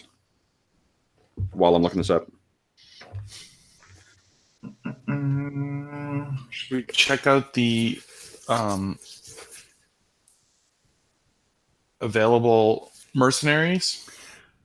Okay, cool. So when you rest, guys, you gain hit points equal to your Constitution modifier times your level with a minimum equal to your level. So for you guys, what is that?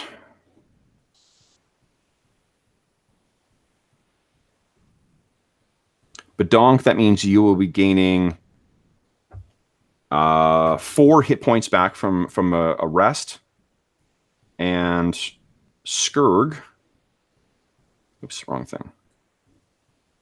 Skirg gains 2 hit points back. 2? All right. Because that's your level times your Constitution modifier. Your Constitution modifier is +1. Cool. So, but you have that nifty new skill feat as well. So are you guys up to full hit points now, or are you guys still injured? Oh no. Oh no. I think I'm full after that. Okay. Yeah. No. Skirg's at 11. Is Oh that wait, 11? what's my new health point total? Your new hit point total is 30. Oh, nice. And Scourge, yours is 26.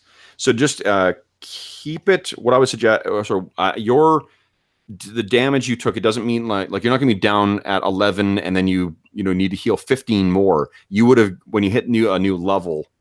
For sake of ease, guys, just for tonight, we'll just say a good night's sleep has got you back up to full, and we'll just track it going forward. Okay.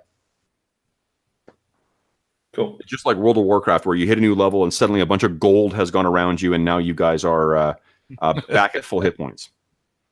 Perfect. Mm. So, what do you guys want to do? Well, I think Badonk had suggested we go check out some henchmen. Okay. So you can head down to Osen's. Osen's, incidentally, is also the Mercenary Guild. You can actually also see what job postings are available too. If Osen also is kind of like a fixer for any jobs you want to. I'm not saying you have to do that, but if you want to do something other than head back to the Barrowmaze, then that's what you can do.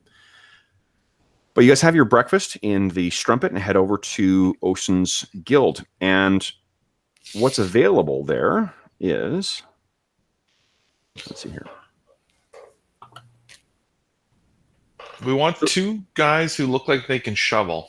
So the two brothers that you saw, the guys with the dark curly hair, they're waiting in there. Then there is a halfling. Now everyone seems there's a total of 5 people there. There's one guy who clearly looks like he's not a combatant. He's got no weapons. He's got no armor, and he seems to be like loitering around talking to Osen. The other 4, there's one guy who kind of he's a human. He's got he looks like he's probably in about maybe early 30s, scraggly kind of hair down. And he has massive bags under his eyes that are discolored, and he's got a bit of a 1,000-yard stare. And then when you guys walk in, he sort of jerks over and looks at you guys. He looks a little jumpy. There are the 2 brothers that you saw, and then the final person, who's again sitting on his own as well, is a little halfling. And the thing that stands out about the halfling is that he has half of his face has these really horrific burn scars on them. And he sort of looks over at you guys. The guy with the haunted look has a crossbow resting across his knees. All these guys are equipped with leather armor. And the 2 brothers, there's the one who was doing the fortune telling before. He's about 5 years younger than the other. And the older brother looks like he's someone who could definitely carry carry himself well in combat. And because you guys are 2nd level now, you won't be suffering that massive penalty for trying to hire a 1st level fighter. All right. They'll be more inclined to hire. And as you walk in, Osen looks up at you guys and he says, "Back again? Where's your friend? Where's the woman?" I wish I knew about the woman. Have you not seen her? Not today, nor Tombs. Did they? Well, it was that the other one of you. He's the one who hired her, isn't he? Where are they? Or are you looking to hire on in addition?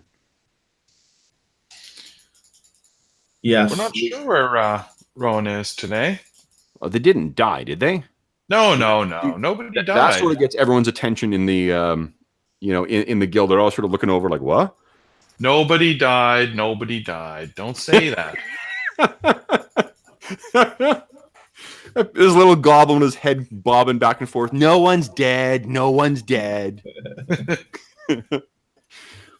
So, well, Osen says, well, then what is it you're looking for now? We need men who can dig. He looks around. I suspect all of them can. He looks over at the guy he's talking to. He says, Cask, will you dig? And the guy, he's like, you know what actually Cask is like? I can't remember the name of the actor, but you know the guy who plays Reginald Barclay in Next Generation? Yeah. That's who in the movie version of this campaign, that's who plays him. So he sort of like, you know, rubs his hands and he says, well, I really was hoping more to be, you know, just carrying the torch and being behind, but if digging, my back is, I could try. And he's talking to Osen this whole time, so you're hearing this conversation. Yeah, so not Cask. How about the others? No. Oh. And Osen sort of shakes his hand. He says, next time, Cask. Next time. So you look over at the others, and they hop up, and the younger brother sort of says, you're looking to hire a construction crew? And the scarred halfling, he hops up and he says, if you'll pay the same rate as for man-at-arms, I'll dig. And he's a little slug, even for a halfling, he's a little slender, but he does have weaponry. He's got, you know, he seems willing. And the twitchy guy, he sort of looks up and says, you just want people to dig? Well, dig and stay alive. Look, I can do that. Where is it you're headed? This is the twitchy guy. And the bigger old brother, he hops up and he says, what does it matter? Will you pay full rate? The same? You pay me absolutely. this. You pay me the rate. I'm not worried if we're digging or fighting. Actually, for him, because he's going to be an actual henchman, we will need to make an actual diplomacy check. Let's see if he's willing to take on. Who wants? Remember, you guys, someone's going to take the lead on this, and then whoever doesn't, you can try and aid with that. Use the aid action to try and help sweeten the pot. Who wants to take the lead on talking to this guy? Jeff, why don't you? Sure. Solely because the rolling is a concern for me, and so if I shit the bed on aiding, it's not a big deal. Yeah, I don't mind. Okay. So, Badonk, what do you say? To be truthful, we're looking for men who can both dig and fight. And so I think that the brothers would be a good hire. We're willing to pay the normal rate for henchmen. And then the older brother, he sort of looks at it and he says, I've served before. I expect a cut. You're going to the Barrowmoor? We are. Well, if we can get the digging done and get in there and find some treasure, we'd be willing to give you a cut. Okay. So mechanically then, what he's at right now is a 15% share. If you want to sweeten the pot, that'll give you a bonus. And remember that you can sweeten the pot by giving him a greater percentage. You can try and like buy him something or something like that, or do anything else that you can think of to try and get a bigger bonus. Dave, is there anything that Skurg is going to try and do to help out with this negotiation? Or is he a little leery of the polyhedrals? No, he as long as he's not, as long as the role doesn't rely on him, Skurg will look each henchman up and down and try to determine what it is that would best motivate them. I mean, if let's say they've got older or worn weapons or armor, or if their clothing's looking tattered. Skurg will offer to them whatever weapons or whatever it is that he's identified that may sway them.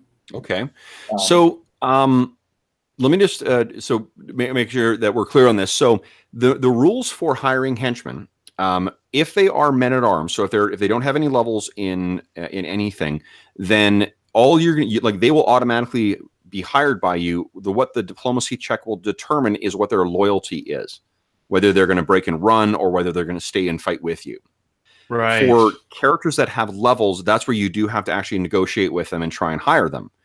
They have a neutral starting reaction, and then depending on what the results of your diplomacy check are, that will determine whether they say, yes, I'll go with you. They say, fuck yes, I'm fight with you to the end and have a massive bonus to their loyalty. Whether they say, I'm not sure, and then you have to sort of like throw something else into the pot to sweeten it, or whether you really fail and they say, no fucking way, and none of you guys should go with them either. Right. So at this point, he's just saying, the brother's just saying he expects his normal cut. Yep. So right now he's expecting his normal cut. So we can make a roll without giving them any more and have a chance. Unless you fail miserably. Right. Then we would have to sweeten the pot to re-roll. Yeah. Yeah.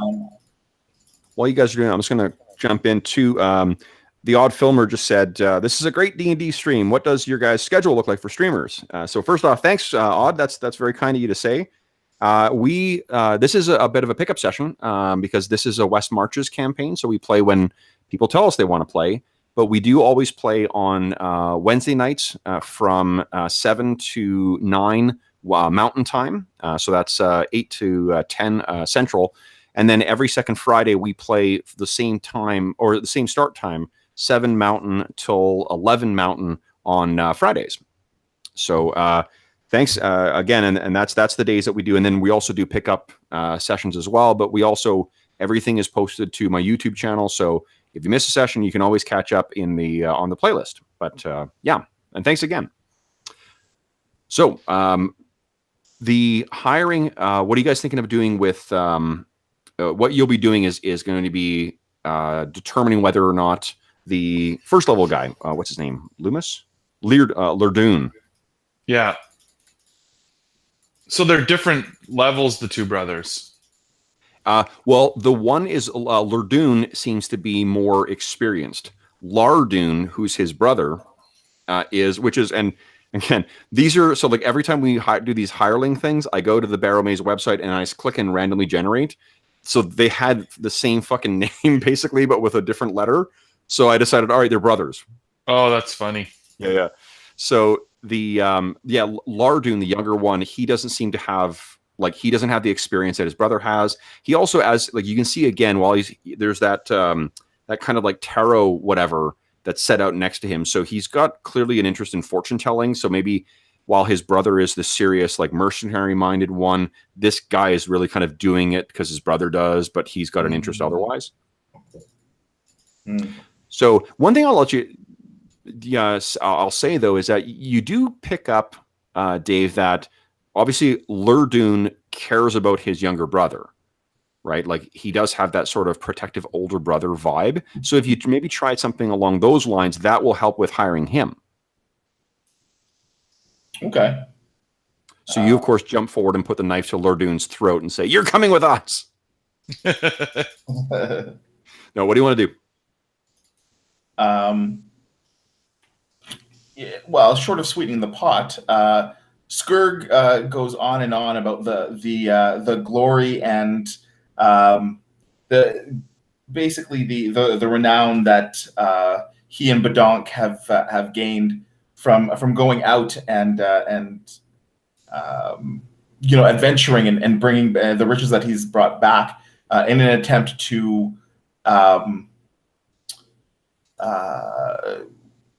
get Lardoon more excited about the act of actually being a man-at-arms. Okay.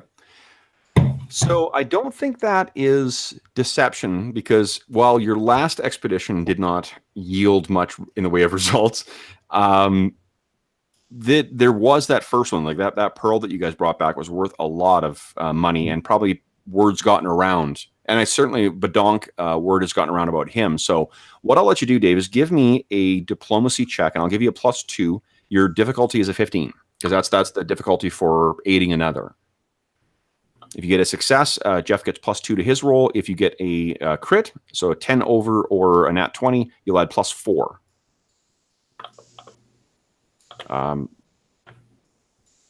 Nice. Oh, no, not nice. So it's not quite 15. Wait, hold on. What's your diplomacy bonus? 0. Ooh, okay.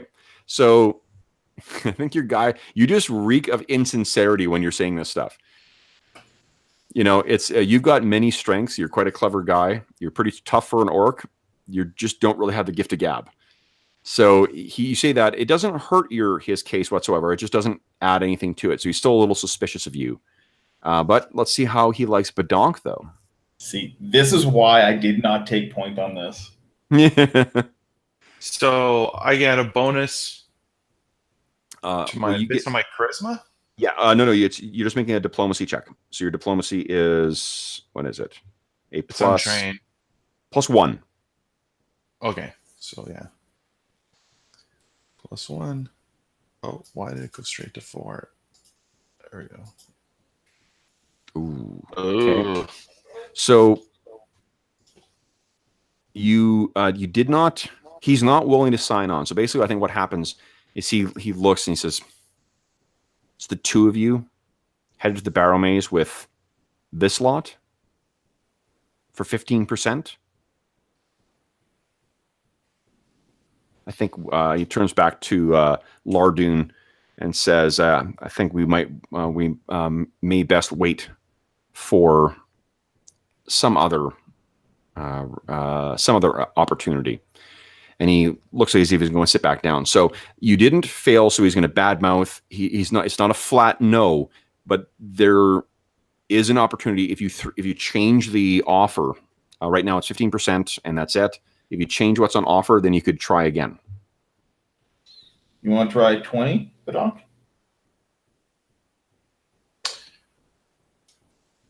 Yeah, let's raise the... I think it might have to be 25, like sort of closer to equal share. If there's only 3 leveled characters, equal share would be like 33. So I think it would have to be at least a quarter share, you know, or not quarter share, whatever it's called. It would be a quarter. Hold on, 25%. Then you guys would be splitting 75, which would be 37.5%. So yeah, I think that's what it would have to be. Are you guys comfortable with that? And that's for him and his brother? That's just for him. His brother will just get the regular flat fee that a man-at-arms gets. It's only the henchmen, the guys who have levels. Those are the ones where you have to go through this rigmarole, and you have to give them, an equal share. Okay, well, that makes sense then. Or not equal, but like some share. Okay. So 25. So then, Dave, you have an opportunity to aid this roll again, just like last time, if you want to try again. Sure. What do you want to say this time? Skrug will try to dispel the I guess the suspicions that they both Lardoon and Lardoon have by actually he will try to ingratiate himself by recounting the help that he gave the Church of Vieg. Okay. And see if that curries favor in their eyes. Yeah. So these guys are from out east, and the Church of St. Yig does come from out east, so they're actually devotees of that. I think that'll be, let's see here. I think it's another diplomacy check. So give it a try again. You get +1. Let's see. Your diplomacy is a +0, so whatever you roll. Okay, so no bonus to that? No bonus, just a flat D20. Okay, doesn't hurt, doesn't help. That's fine. So he still seems, it's not clear to him how that, you're helping put out a fire helps him or makes this job more, attractive. But go ahead, Badonk. What do you say? Well, I'll say the thing about the 10%. Well, we'll give you 25%, and that way, with the extra amount, you could share it with your brother. Ooh, I like it. Okay. Are you trying to make it seem as if he's being like denying his brother an opportunity? Maybe a little bit, like maybe, and also just that, like by giving them a bigger share than what he would be normally paid, it sort of gives his brother's piece a little more money. Sure. Okay. Yeah. So, I mean, that's a little bit of diplomacy, a little bit of intimidation, but you got the same bonus for both skills. So it's +1 to your roll. Go ahead and make a roll. There we go. Oh my God. Wow. He didn't take too kindly to the brother comment. He did not. He, in fact, says, he shakes his head and he says, I've heard such promises before. One that's so fast and loose with their money and tries to pay their way to competency results in dead hirelings. Badonk kind of calls Skirg down, like to bend down so he whispers to him, "These guys are losers." So he says, in fact, because you did actually crit fail because it's 10 less than the target number, he says that in fact, so you're the ones who had the man who owned that dog that lurks outside the Strumpet now killed. It was under your watch, wasn't it? As was that fisherman. That was all the paladin's fault. Aye. We've stopped working with him. Well, I would suggest that you all strongly consider how badly you need the pay. There's more work to be, there will be more work to be had. And he sits down. Me and my brother, we will not be leaving with you today.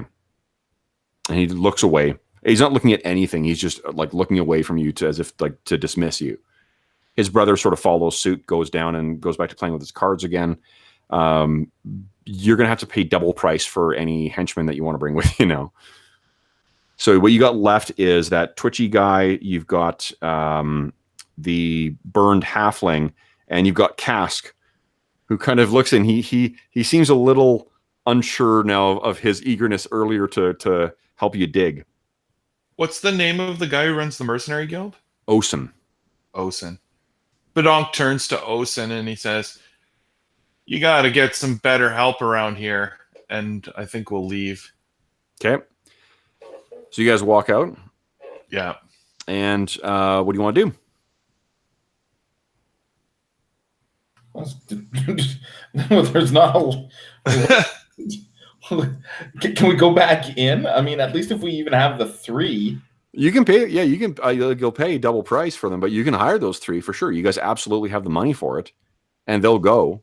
I mean, both the half elf, his name is Dinko, and the twitchy human, his name is Carrig. And then what's their normal pay? Their normal pay is, hold on, it's in the equipment section of the playtest book.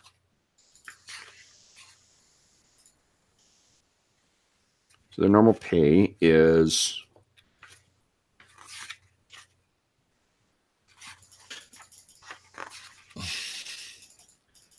$5 silver pieces a day. So it's 10 silver pieces a day for each of them. And what's his name? Cask. If you do hire Cask as well, he only costs 2 because he's unskilled. Mm. Well, at the very least, let's just take a day and come back tomorrow. All right. Okay. So what do you guys want to do with your day then? Well, we need to find some more health potions. Okay. That you can likely buy from Brother Othar at the Church of St. Yig, or the Shrine of St. Yig. You just gained some favor with him. Skirg will see if he can actually cut a deal for his help. The help will be that you'll gain renown. Mm. Yeah, like what I'll let you do is if you do want to try and earn some money doing it too, we'll just follow there's rules for using your crafting to like earn a living. No, not so much that, but I mean, if we need help, healing potions, and Skirgle will be making them for Othar anyways. Right, but you're not gonna. So healing potions, the first level ones, the healing potions, they cost you 3 gold pieces. So that's 30 silver for each one of those. Holy crap! Oh yeah, like they're not cheap. So you guys currently have, let's see here. Yeah, we might not be able to really afford very many. Well, you've got 352 silver. So you basically you got 35 gold right now. Badonk and Skur, you are carrying 204 silver. Okay. Badonk, I don't. Skurg is actually also now a battle medic, so we need, and he has the ability to craft elixir of life. So I don't know that we need as many healing potions as you might have thought. Okay, sure. I mean, it doesn't hurt to have a few, maybe half a dozen of us. But I just want to point something out too. So remember that to use your battle medic successfully, it's a DC 20 roll on medicine. Oh, mother of shit! No, I mean like you've got like a +6 with your medicine, don't you? It's a pretty respectable bonus. So like fair, but a +6 on a nat 1 is still. No, your medicine is at +2. So right now you need to roll an 18 or higher to be able to use battle medic. Okay, that's good to know. Oh, you guys each have one more healing. Take a hero point each as well too, for helping with the fire. So you guys now have 2 hero points. Nice. So, yeah, you can probably buy you wouldn't run out of money. You can probably buy a couple of healing potions from Brother Othar if you want. They're going to be busy rebuilding the church, but so they could probably use some money to certainly help with that. Yeah. Okay. Yeah, let's do it. Circle by 3. Okay, so you guys head over to the Church of St. Yeg, and it does seem like there's a lot of laborers that are at work. It seems like all the people who would otherwise have been hired for the digging and whatnot, they seem to be disposing of stuff in the church at this point. Right, the church has hired up a bunch of people. Yeah, and I'll say again, like this was all randomly generated, so this wasn't something I intentionally did to fuck you guys over for your plans. Right. Yeah. But you walk in and Brother Othard isn't there, but Acolyte Sella is. And she looks over and she gets kind of a displeased. One that hates us? Yep. She's the one who doesn't like Skurg, actually, or you for that matter. No. And she says, as she looks at you and she finishes talking to the laborer that she's talking to and then walks over and she says, yes, if you come for services, the shrine is closed. Well, do you have healing potions for sale? Yes. Would you like to purchase some? Yes, we would. How many would you like to purchase? 3 for me, please. She doesn't even look at you. She's very well. And 3 for me. Perfect. So if I could just see, kindly take your donation, I will collect those for you. So 3 healing potions would be 9 gold, so 90 silver each. Okay. So we'll give her the money. Sure. She leaves in a bit of a huff, and then she's gone for a little bit. She heads into the structure, near where the tower is, and then she walks out of there, heads over to you guys, and pans over the 3. I guess I'm trying to think. She put them all in one bag, probably. So there's a hemp sack or something like that she's got them in, and she's there. You are. Thank you for your patronage. Blessings of St. Yeg with you. Thank you. I want Terry to talk to her. Okay. So you guys head out. You got yourself 3 more healing potions each. So I think that puts you at 4 there, Jeff. And then you'd use all yours up there, Scourge, right? Yes. Okay. Okay, so you step out, and there's still lots of day before you. What would you like to do next? Do you want to look for your girlfriend? Oh, you know what? Yeah. Sturg would probably say which one when he says it. Yes. Actually, Scourge suggests that perhaps we can try to find who that woman was. He's pretty intrigued now. Yeah, okay, that's actually a great...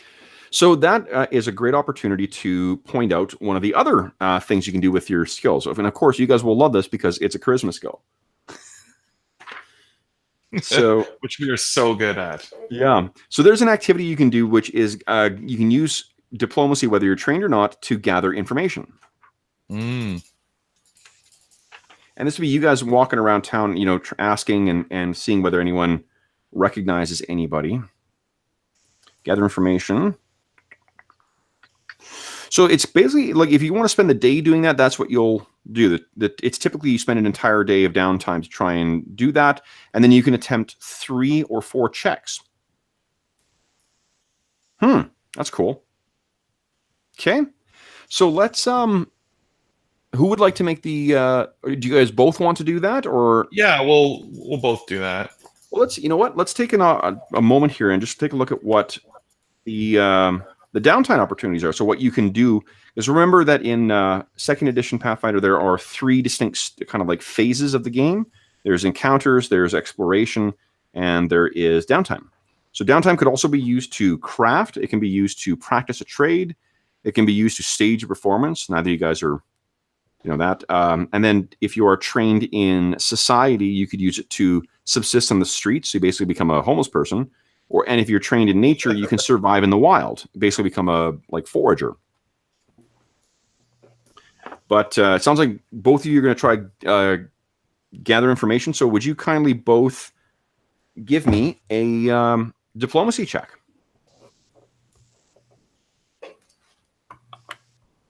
What are you guys at? D20 plus 1. Yeah, plus 1 for you. Oh, Skurg, look at you. Nice roll. Rocking out the 16s. Badonk, how'd you do? Okay, so Badonk's not doing too great. Wow. So Skurg, describe for me what it is you like. Kind of what's the montage that we're seeing of you going around town asking people? Is it like you talking to people in the Strumpet, or are you sort of making your way around, town? Well, he would start in the Strumpet, but then he would retrace his steps as he followed her out of town, asking people along the way if they had seen her, if they know her, if they had noticed where she was going or where she's from. Okay. So, and Badonk's just got her description totally wrong. He's gone off of Skurg's, his drunken memory of Skurg's description of her. So I think she was a halfling, or maybe I don't know. She's an elf? Definitely quite attractive. Yeah. Well, I guess you're going off of what Skurg had described her. You didn't actually see this girl either. So. Right, exactly. Yeah. Okay, so Skurg, you're the first sort of montage scene we see is you talking to this old lady who is accompanying her children off to her grandchildren off to the I don't know, maybe they're going to the field or something like that. And she says, "Oh, well, you mean that young woman, the one with the freckles?" Yes, that's exactly the one. I think I don't know where she was, but I did see her. Quite pretty, but I think she was from out of town. I think she came in with one of the last caravans. Do you know which one and who was in the caravan with her? Oh, I don't know. I saw them. The caravan did come in. It was when we were heading back home with the grandchildren. I saw him go. I think the caravan came in and checked in with the Silver Standard. Did you speak to Bill Turgan? Maybe he could help you? We'll head there right away. Thank you very much, madam. Oh, thank you. And thank you for helping with the fire last night.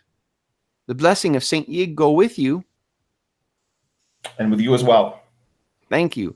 The grandkids are all sort of like, there's like 4 or 5 of them that are all kind of hiding behind her skirt, like kind of like, poking their heads out and all kind of whispering behind her about the big half-orc. And then it is, okay, so you want to head over and talk to Bill Turgan? Yep. Okay. So you give me another diplomacy check, both you guys, and we'll see what the next scene in the montage looks like. Nice. All right, come on, money. Skirgs, both of you guys did well. Look at that. Oh, okay. Nice. So we'll do Skirg first because you head over to. Or I know we'll do it the reverse. We'll go to Badonk, and let me think here. Badonk, you actually see outside of number 9. Number 9 is the foul pheasant. Yeah. Okay. So you're going over there, and that's that place that people seem to be going in and out of there. And I think you've heard that it's a bit of that's the brothel. That's the brothel actually where Skirg goes all the time. So you are walking along, and you see recognize that someone who's your height. There's this little rosy-cheeked halfling named Perny Ticklebottom who runs the foul pheasant. And as you walk by, you sort of snap your fingers. You've never gone there because it doesn't really interest you. She's got no goblin girls. You sort of snap and you turn around and say, "Oh, Perry, let me ask you something." And she turns around and sees you. You probably met her at some point, either last season or when you first came back. Yeah. Okay. She says, "Badonk," and she puts her hands up and she says, "Still no goblin girls." So No, I know. I'm looking for a human girl. really, well, you come around. It'll cost extra. No, not for myself. Oh, My friend Skirg, he ran into a girl at the what's the place called? Brazen Strumpet. The Brazen Strumpet last night, and I'll sort of describe her. I'm wondering if you would have seen a girl like this. Yeah, I know the girl you're speaking of. Someone, when an unaccompanied, attractive girl comes in town, it's not long before I'll hear about her. Plenty of opportunity for a girl willing to work. But that one, I heard, was not looking for work, passing through. I think that she went to stay at one of the farmhouses, made arrangements to stay out of town. And I think that she was only in for a short time. Whatever the case, she wasn't interested in real work to make real money.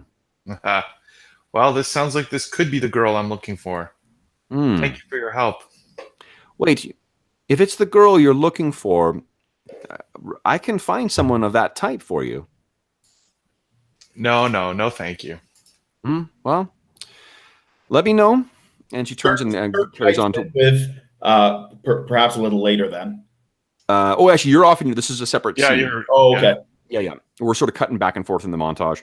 So we'll cut back again to you walking into the Silver Standard Merchant Caravan Company. And you get in there and there's it's not a supply place, but if you, this is a bit of a weird reference, but have you ever been to Lower Fort Garry? Like when you were a kid, when you were in high school? Yeah.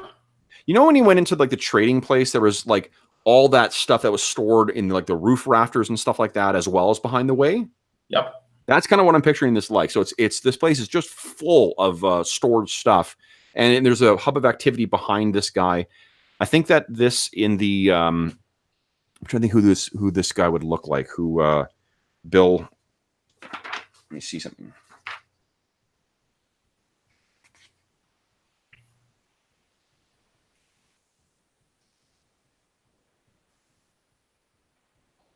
Okay, so he's described as very friendly with a bald head and a short, round body.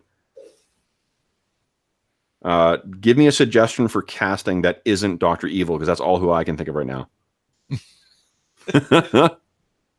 You know what he is? He's what the fuck's his name? Bob Hoskins. Oh yeah.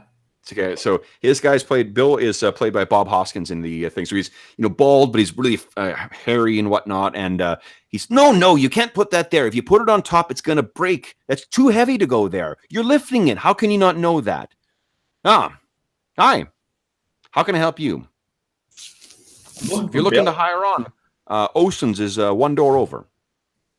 Well, we tried there. We're looking for something a little different right now. Is Badonk with Skirk, right? No, just you. No. Just okay. Yes, we're looking for something a little different. I was asked to come here and speak to someone named Bill. Well, I'm Bill. This is my company. Are you looking to have something shipped, or are you looking to have something brought in? Well, I'm looking for information on something that was previously brought in. I see. Is it something that you had ordered? Something that went missing, perhaps? Yeah, well, I think what you're missing, Bill, is that good care. We take very good care of the any things that are brought in, though these are dangerous times. Bandits on the road, It's that time of year. Right. Well, it's a person, Bill. She would have come in with the last caravan. And Scrigg will go on to describe her. Yes, I know who you. Yes, what was her name again? I didn't meet her, but I'd heard that from one of the caravan drivers. She came in from Iron Guard Mott. What was her name again? I don't remember. Skittish little thing, from what I heard. Quiet too. Mm-hmm. So she came in from Iron Guard Mott. Can you tell me anything else about her, Bill? That did she know anybody else in the caravan? Did anybody speak to her? Did she talk about what she was doing in town, or no? Anything would be helpful. She didn't. To be honest, I'm sorry, we haven't met. I'm Billworth Turgan.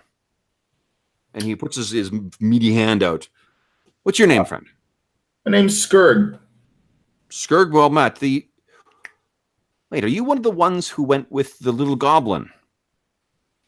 Yes. Yes, I've heard about you. Seen some success in the mounds, I see. Well, we haven't come back empty-handed every time. Well, that's better than most. You've made it back. But as for the girl, to be honest, it was quite a busy day. There were a large shipment coming in for the church, as well as the usual shipments as well, too. And there were shipments going out as well, too. The many things heading up towards threshold now. Trouble up there, I hear. But if you one of you guys give me a D100 roll, please? Ooh. D100. This, Helena, is where your D100 would be probably fucking helpful for me. Oh, for fuck's sakes! Out of 100? No, it's not it's just a list that you're rolling on. It's not a success fail thing. Well, if you speak to the hold on, where's my list? And he goes underneath the desk and he pulls something out. It was so the caravan master was a man named Ernaud. He's out from further east. You might be able to find him at the Strumpet, if he's still in town. That is, he should be. The next caravan hasn't left yet, has it, Bill? No, not today. All right. Well, then he should be there, I suppose. Aye. Now, Skirg, you said that you didn't have luck at Oceans. Were you looking to hire on, or were you looking to go elsewhere? No. Silver Standard is always looking for caravan guards, and someone capable of braving the Barrowmoor and returning. That's someone who could earn a decent living as a caravan guard. You're very kind, Bill, but I worry what would happen to my friend Badonk were I to give up being by his side. Aye, well, loyalty is yet another valuable trait. It was a pleasure meeting you, Skirg. Please let me know if you need anything shipped or anything ordered in. We're in the business of helping here at the Silver Standard Merchant Caravan Company. He winks. Thank you, Bill. And if it so happens that I am looking for a bit of extra coin and not heading out to the Barrowmoor, I'll let you know about that offer of yours. Wonderful. Very good to hear. I appreciate you keeping it in mind. And forgive me, I'll have to. How many times you cannot stack that on there? And he's going off to go and yell at one of his staff again. Okay, so Skrgl will go out and try to find Badonk. Okay. So you go wandering around for a little bit, and you do manage to meet up with the Badonk. Badonk sort of he's tossing a stick ahead that the two dogs are sort of like running ahead and grabbing and then fighting over and bringing back for him to throw again in the town square. And you see him there. Badonk, I spoke to Bill. He actually had a bit of information. He didn't know the woman's name, but the caravan that she was on comes from Ironguard Mott. I was off to question the driver, or no, who should be at the Strumpet. Would you care to come? Sounds like a good idea. Okay. Were you able to find anything yourself? Well, I had heard a rumor that she might be staying at one of the local farms, but not which one. Did you want? So here's what you guys could do. Mechanically speaking, is if like basically we'll just interpret the dice roll to determine whether you can find where she was staying. Badonk, like if Skirg, you want to follow up with the caravan guard, and Badonk, you want to sort of follow up with where she's where she's gone. You're free to do that, or you guys can just do things together, because you guys can do 3 dice rolls per day. That would be the way I would interpret the use of diplomacy. Okay, I see. I mean, we can do them one at a time too. You could like do Skirg's, and then you could aid him on that Badonk, and then you guys could do the other. Sure. So what you need to describe for me how you're going to be aiding with that roll. Well, so this is back at the tavern. Yeah. What he's going to be trying to look for this guy at the tavern at the Brazen Strumpet, or perhaps somewhere else. Like he thought he might be there, but he wasn't certain. Right. Yeah. Well, let's go look for him and then see what the situation is before I decide how I can try to help. Well, that's the outcome of Skirg's roll is going to determine whether he finds the guy. Oh, I see. Okay. Yeah. Like the guy may be not at the he may be at the Foul Pheasant. He may be, staying at a farmhouse instead of here. He may have family, here that he's away from. There's all sorts of reasons why he might not be just there. Right. He may be meeting with a Wainwright trying to get a wagon or a wheel fixed or something like that. So, how do you think you would be? Helping with this, or do you want to just let him roll? I think he can just roll. I don't know how I would do anything to necessarily specifically help. Okay, so Skirg, go ahead and give me another diplomacy check. Oh, look at that. Sweet. 19. Fuck, that's great. Why can't I roll like this in an actual encounter? This is an actual encounter. Wow. So you ask around at the Strumpet a bit, and what you've heard is that he's actually he should be on his way back from the. He has got a room here, but he was at the Foul Pheasant for most of the night, so he's dead asleep in there. But with a 19, like you can easily head up and try and like disturb him if you want. He's not with anybody. They don't do delivery service at the Foul Pheasant. Right. Well, I mean, the fact that he was at the Foul Pheasant at all makes him a man after Skirg's heart. Yeah. You know what? Actually, to sweeten the pot a bit, Skirg will actually bring up a tankard of ale and a meal, because I'm sure if he's still sleeping it off, he'll be hungry and probably looking to trying to stave off some of the hair of the dog. I love that. Give me a sec here. I'm going to make a quick roll. There's something I told Jeff about earlier, but I last night, or in prepping for today, I've been using this. So it's a game by Kevin Crawford called Stars Without Number, and it's got this cool. It's a sci-fi game, but it's got this great, a ton of great resources for sandbox games in it. And one of the things is a bunch of tables that are basically one roll tables. So you take a mitt full of dice that's like a D4, a D6, a D8, and whatever else. You roll it all, and then the results of that will flesh out who the NPC is. So I'm not going to do this all the time, but I would. This sounds like it'll be a fun and potentially eventful encounter. So let's see who this dude is. So, okay, that's interesting. I don't like the way that you said that. No, I mean interesting just because it like what it does is it gives me. Well, you know, I'll tell you. I'll let you know behind the screen what's going on here. So what I rolled, his background is aspiring bourgeois or upper class. So he wants to be upper class. Then I rolled for his role in society is that he's with the military or an enforcer. So this is a guy who's probably got a background as a military officer. His biggest problem I rolled is his superior dislikes or resents them. So that probably means that's why he's stuck with a shitty task of going out to this podunk town in the middle of nowhere past a swamp full of froglings. His age I rolled as 2, so he's a young adult. His greatest desire I rolled, he wants money for him or a loved one. And the most obvious character trait is cowardice. So, like, that's one role that gave me a really interesting insight into this guy. Like, none of it's mechanical or shit like that, but it's this guy who, like, if he was really being, I'm going to choose to interpret that. If he was really honest with himself, he would recognize that it's his cowardice is the reason why his boss hates him and why he's not achieving his goals.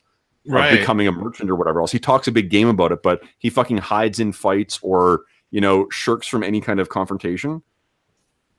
But, okay, so you knock on the door and you hear from the other side. Who is it? Room service. Room service. Bolo, is that you? Nobody sent me. Who are you? My name is Skurg, or no. I have a meal and some drink here for you. Okay, you hear the sound of footsteps across the floor. Badonk, are you there with him? Yeah, I think I would have come up with him. Okay. Just in case this character's dangerous. Opens the door a bit, and looks out. And he looks down at the meal in your hands. I didn't order anything. Or I don't remember it. But I thought you could use it. I'm hoping we can talk. He looks at it. You recognize the look on his face, like he's pretty fucking hungover and pretty exhausted. He's got a, like I said, he's a young adult, so he's only in like mid-20s. He's got a beard grown in to try and make himself look a little older. His hair's cut short, like in a more of a military style. He's got 1 or 2 scars, but not like grizzled or old or anything like that. He's human, and he has like sandy blonde hair. And he says, "All right." He's in a sleeping shirt, and he opens the door. It says, "All right, come in." And who's that with you? It's my colleague, Badonk.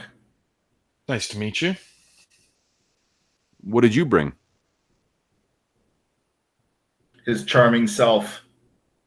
Oh. Well, he sort of gestures to the room. It's nothing fancy, but, it's basically identical to your rooms. And there's like a leather jerkin and I think there's probably actually a longsword. He's probably got a little more money to his name. And he's got, his clothes look like they're probably the most expensive stuff he could afford. And it's sort of clean. His change purse is on the side. And he quickly goes over and grabs the purse and sort of puts it in one of the drawers. And he says, "Well, come in." And he takes the, did you get him a goblin size or a troll size pint? We'll go with a goblin size. Okay. So he takes that and grabs the food, which is probably just, hard cheese and dried bread and maybe a little bit of jerky. He takes and sits down in the bed, and starts tucking into the meal. And he says, "Why are you up here again?" Well, I'm looking for information. The last caravan that you brought in, there was a woman. I hear she's from She came in from Iron Guard Mott. And Skirg will go on to describe her. Give me one more percentile roll, guys, will you? Please. D100? Yes, please. Yeah. Oh, no. Again, it's information. I know, but why? Why can't it be like a 98? I mean, that's still information, but so he nods. Just the one. She had a gray cloak. Skittish thing.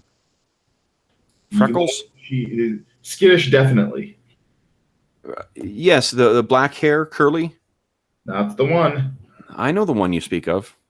Yeah, she hired, paid for transport from Iron Guard Mott to here, but tight-lipped, that one. We've got one. We had one hire. So the guard hired for the trip. He fancies himself a ladies' man and thought himself eager to bed a nobleman's servant, but she would have none of it. Barely gave him her name. Do you know who it is that she served? That I don't know. There are a few families there, but as I said, she Elise was her name, I think, but I couldn't tell you where. I mean, the Iron Guard Mott is it's bigger than here, but it certainly is not a. I think that the only family that of any importance there are the Iron Guards themselves. Lord Viscount and his family.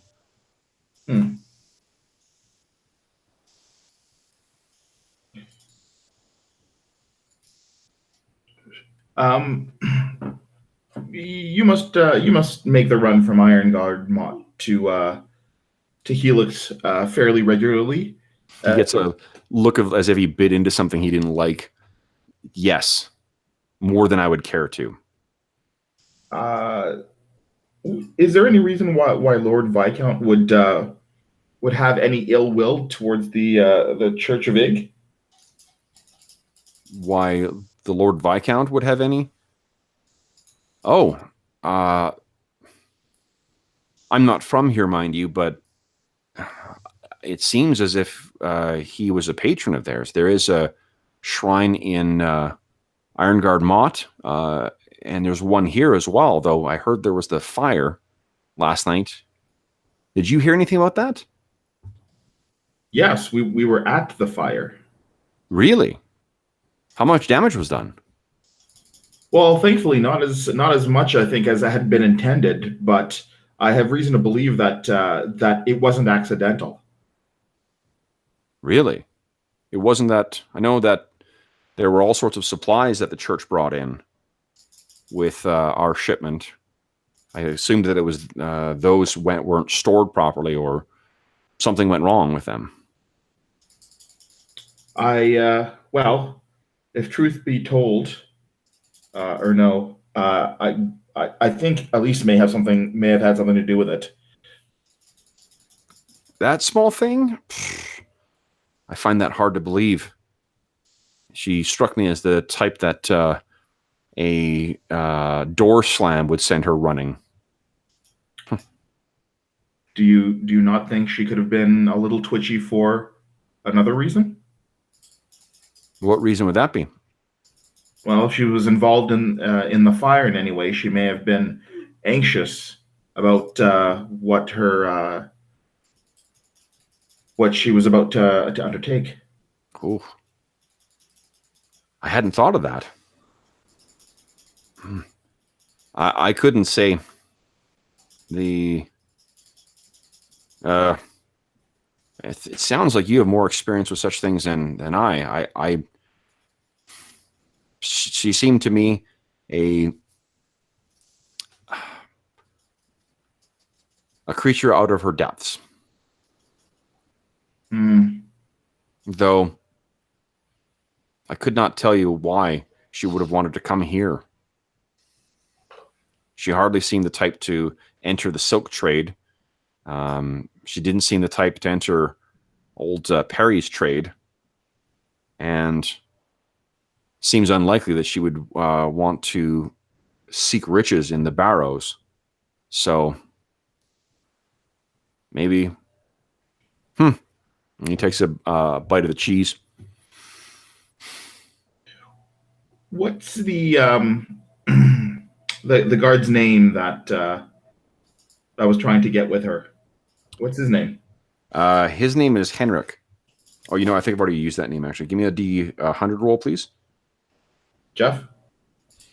Sure.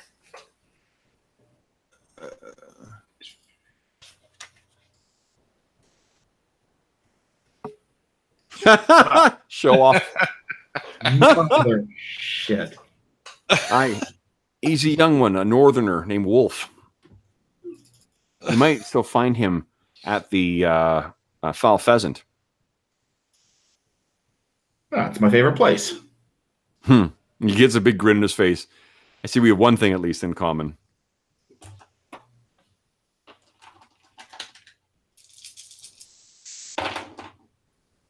Well, look, Erno, if you can think of anything else, we're my friend and I are staying here for our duration, and Skirgle put down 5 silver as an enticement. Okay, his eyes get big. He says, "Wow, that's generous of you. The meal and then this, but we're leaving tomorrow." Well, I mean, you are back and forth. So if you can find her whereabouts at all when you're in Ironguard Mott, just let us know. Okay. I shall. Thank you. If you, how much did you leave? You said 5? Yeah. Because if you doubled that, that would pay for another evening at the Pheasant. I could be inclined to keep a very close eye out. All right. Yeah, Scarag will drop another 5. He takes another happy bite of the cheese. I knew I'd liked you. Thank you. All right. Well, I'll see you at the Pheasant then. Hi, I'll see you there. If I come up for air, and he grabs the coin and kind of slides it into the drawer. Thanks for the breakfast as well. My pleasure. So, where to now? Well, let's get to Badonk. Badonk, let's make your roll. Let's see how your gather info is going. You get a +1, don't you? Yep. Here we go. Oh, not good. 8.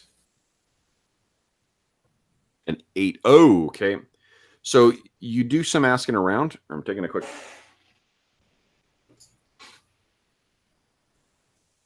photo of her. Corey just got back from his D&D.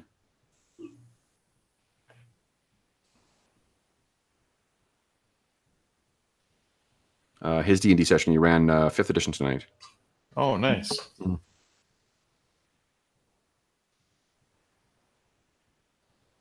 And so you ask around, but unfortunately, it doesn't seem like no one seems to know. No, there is a kind of an agreement that, yeah, she did go out, to stay somewhere, but they're not quite sure where, where it is she stayed. Right. Okay. So, then I think that's probably, I'll let you make one more roll, let's say. Why not? We said 3 to 4. So well, you're the one making progress, Dave. You should roll. Okay. Well, like I mean, as far as getting closer to where she is. Well, I think that's been luck. I mean, but all Yeah, right. I'm saying you're the one making progress. Ooh. Thanks. You ended up going with him to the brothel. So I think maybe what happens is you get there, and then because you've been a source of a great deal of patronage, you're sort of like immediately you're sort of like bullied into a room, and that's sort of you sort of forget very quickly that what you were actually looking for. Badonk, do you want to try one more time to try and find where this she might be staying? Sure. Yeah. Let's do it. Come on, money. Oh. So we sort of cut to you coming into it's near the sun's low in the western sky. The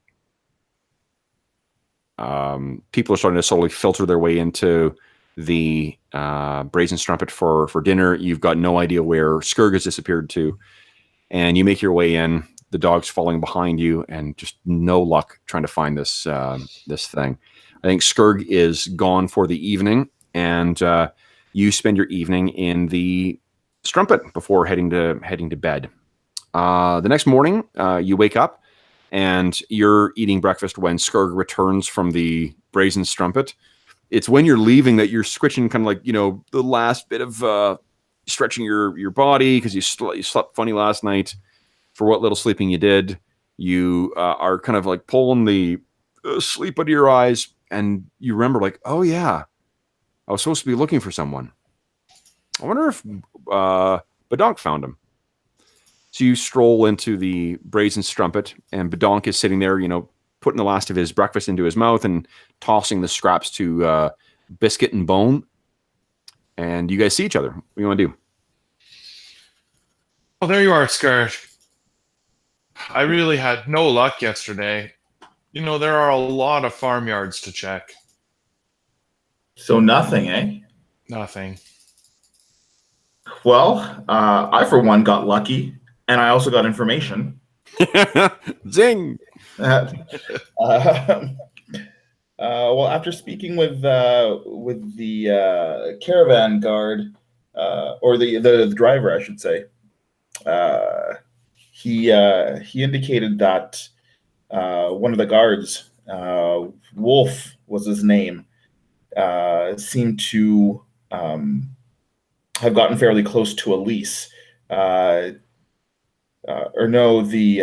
driver had said that he believes her to be a nobleman's servant from Ironguard Mott.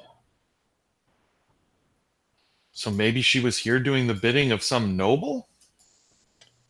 Well, one can only assume. I mean, I doubt that she would have traveled all this way for herself. The way I hear it, she didn't do anything else while she was in town. She didn't stay. She basically, whatever it was that she was up to, she left as soon as she felt that she had delivered her message. Interesting. So I think these have political ramifications. It sounds like we might be getting caught up in something that is definitely above our pay grade.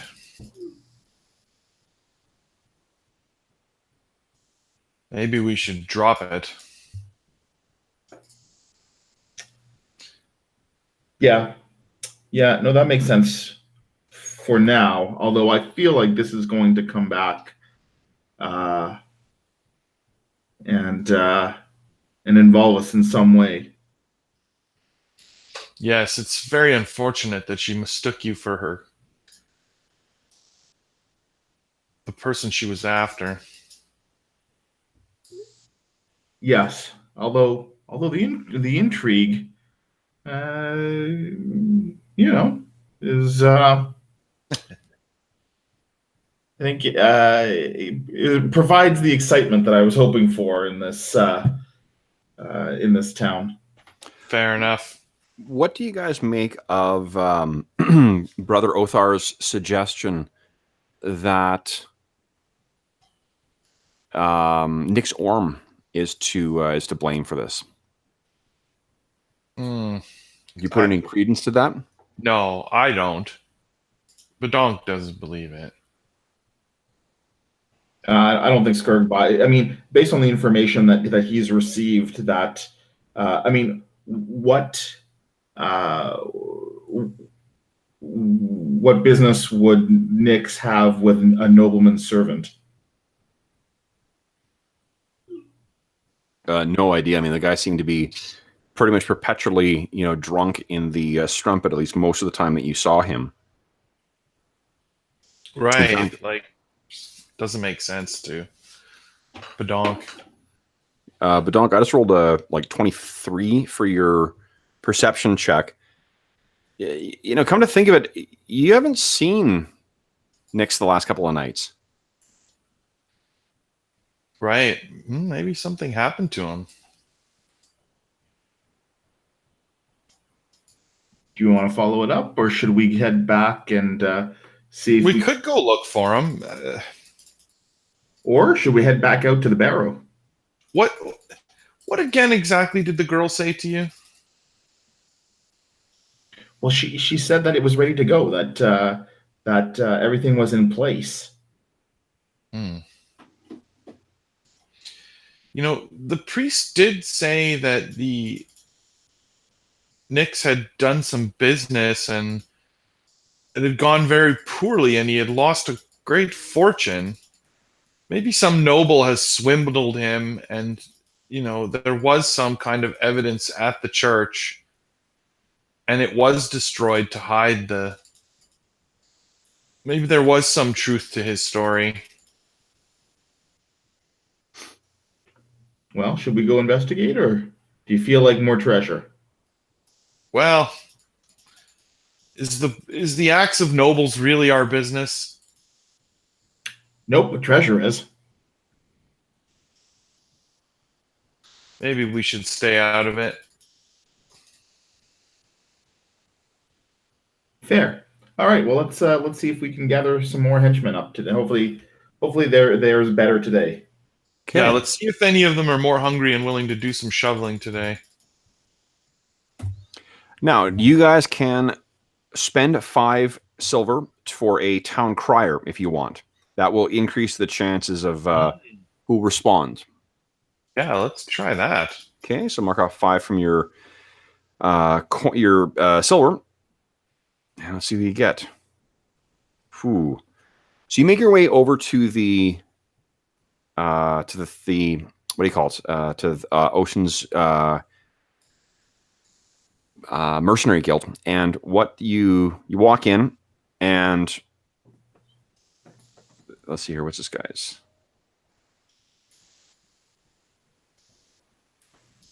This is great. All right, so you walk in, and there are the way I'm picturing the Mercenary Guild, incidentally, is like when you walk in, there's like a wall that has a door in it on one side. There's a big open kind of like first room that has a bunch of benches in it that mercenaries can kick around on or like loiter and whatnot. There's windows that look outside, and then when you also there's a desk set into the wall where Ocean sits, and that leads to the rest of the building that is you can't access from here. But you see that Ocean is now on his own. You look in, and there is a guy who is, let's see, how old is he? He's a younger guy with another also a war dog as well. And he's sort of petting this dog idly. The dog's got barding on, and the guy has leather armor on himself, and he's got an axe resting on his waist. And then there's a guy with no armor, no weapons or anything, who is sitting across, fairly far away from him, I think, actually, who's looks like he's in his late 40s, and he's leaning on a pretty big mallet. He's got filthy boots and mud-stained legs as well too. And he's kind of leaning on the mallet, sort of staring off. And as you guys walk in, the two of them sort of look up, and Osen comes in and says, "You're back again. Still no sign of that woman, I take it? Oh, Nor tombs? no, nor tombs. I take it you didn't get them killed." Oh, so actually, you wouldn't say it. You say they didn't die, did they? No, they're not dead. We know they're back. We're just not sure where they've gone. Sure, that's fine. He kind of nods his eyes over and he says, "Somewhat slimmer pickings today. What are you looking for today?" Still some able-bodied shovelers. The younger guy kind of stands up, and the dog kind of looks up, and he says, "You're looking to hire?" We are. All right. Well, I'll go. Where are you bound for? We're heading to the Barrowmoor. Ah. Well, my name is Barrowmox, and this is old Jack. And the dog kind of, "Rawr." We can be hired. Excellent. Yeah.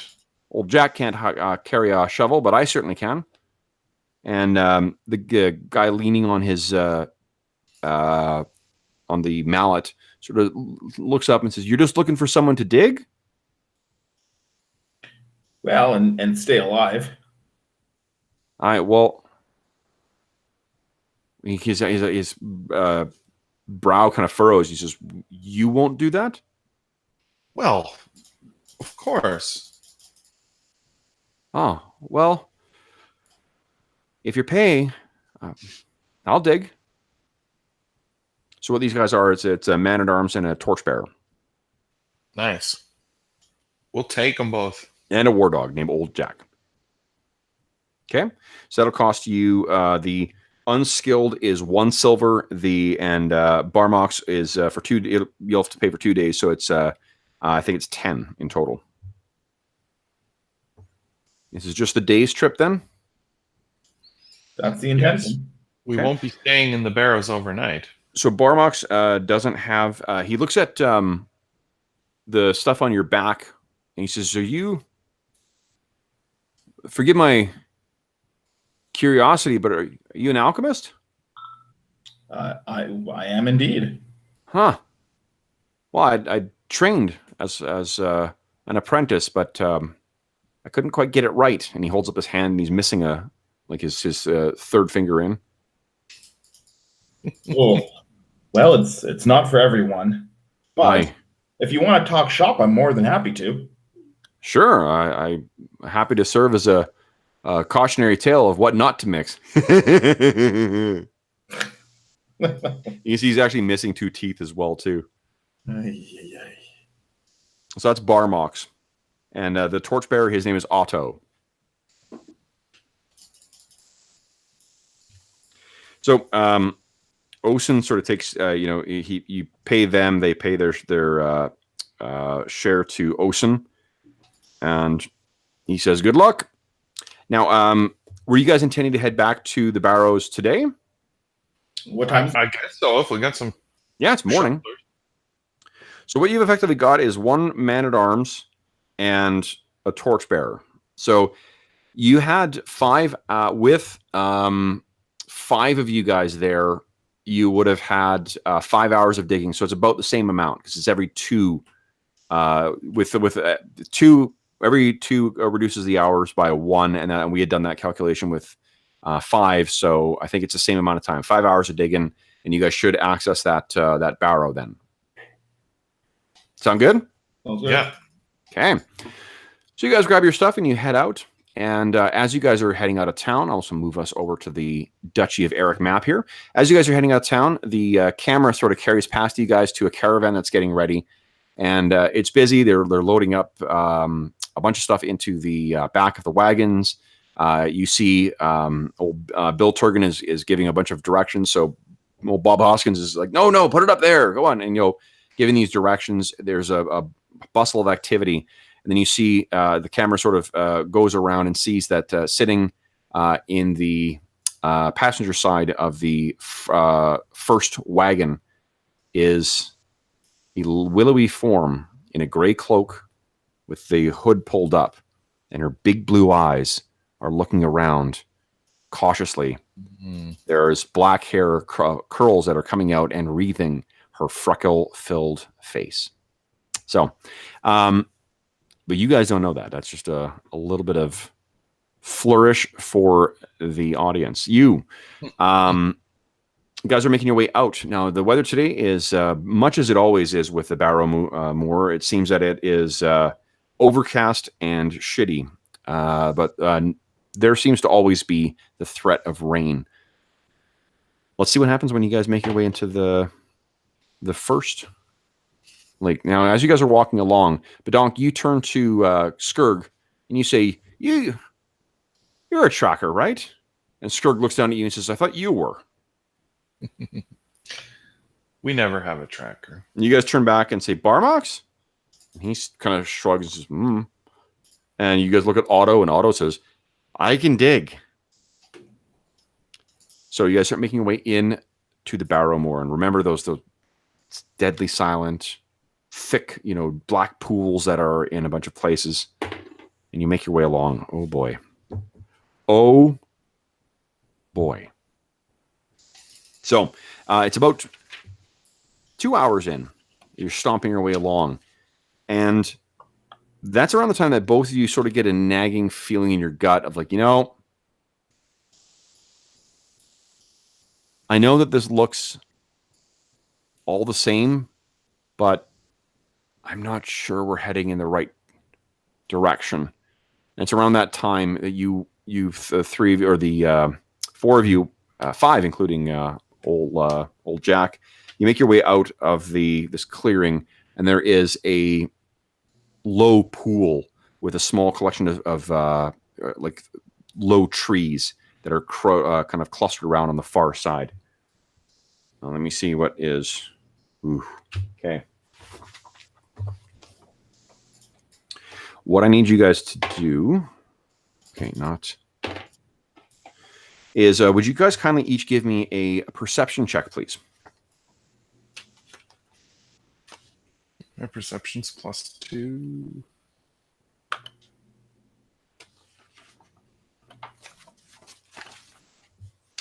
Fucking fuck. Kev, this roller's gotta go.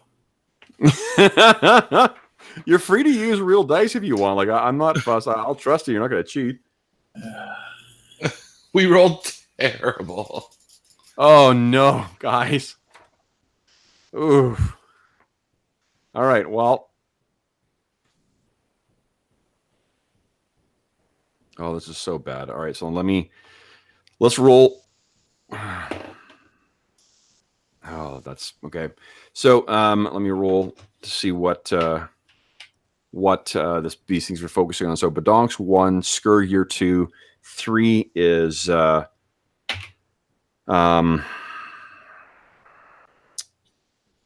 will be what's his name? Otto. 4 will be Barnox, and then old Jack will be 5. Oh God. All right. So you guys are walking along, and you hit this this pool, and you're looking, and like, there's no way to. You're really going to have to double your way back, and you both have sort of realized at this point that you're lost. You're not sure, like, how the fuck in 2 hours you managed to get yourself lost, but you're lost. So you sort of turn around to your hirelings, and you're like, look, we're going to have to. And at that point, old Jack is sort of sniffing near the water, and there's this very slight ripple before suddenly the water bursts, and this giant black mass goes up and slaps down on top of this of the dog. The dog is flat-footed, unfortunately. Oh.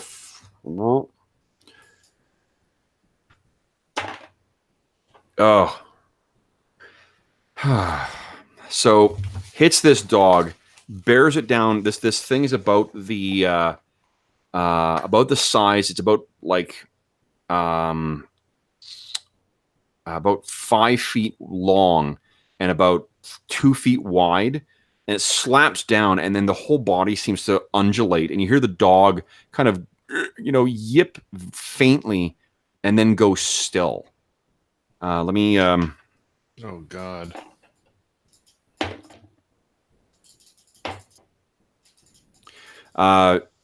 Skurg, you sort of can't help but yell out of kind of, what the fuck?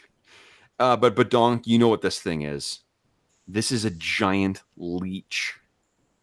Oh, gross. And you can see that there are 2 more ripples in the water that seem to be moving towards you guys. Would you kindly roll initiative? So just, I think it's perception. Neither of you guys said you were sneaking or anything like that. All right, so they got a...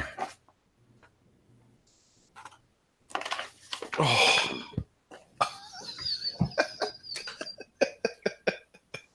Badonk, was that a nat 1? That was a nat 1. Oh my god.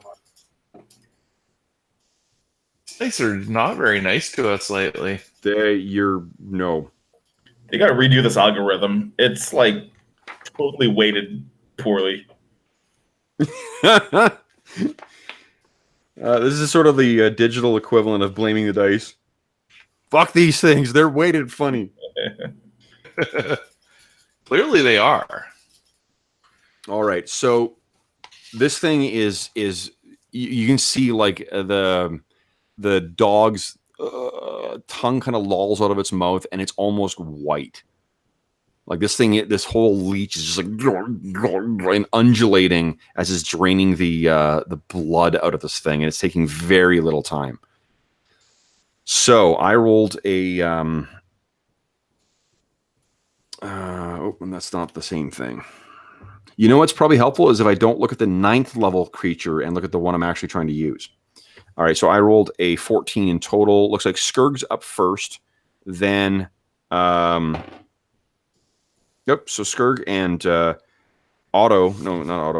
Skurg and Barnox, and then the Leeches, and then Badonk. So Skurg, you're up first. What would you like to do?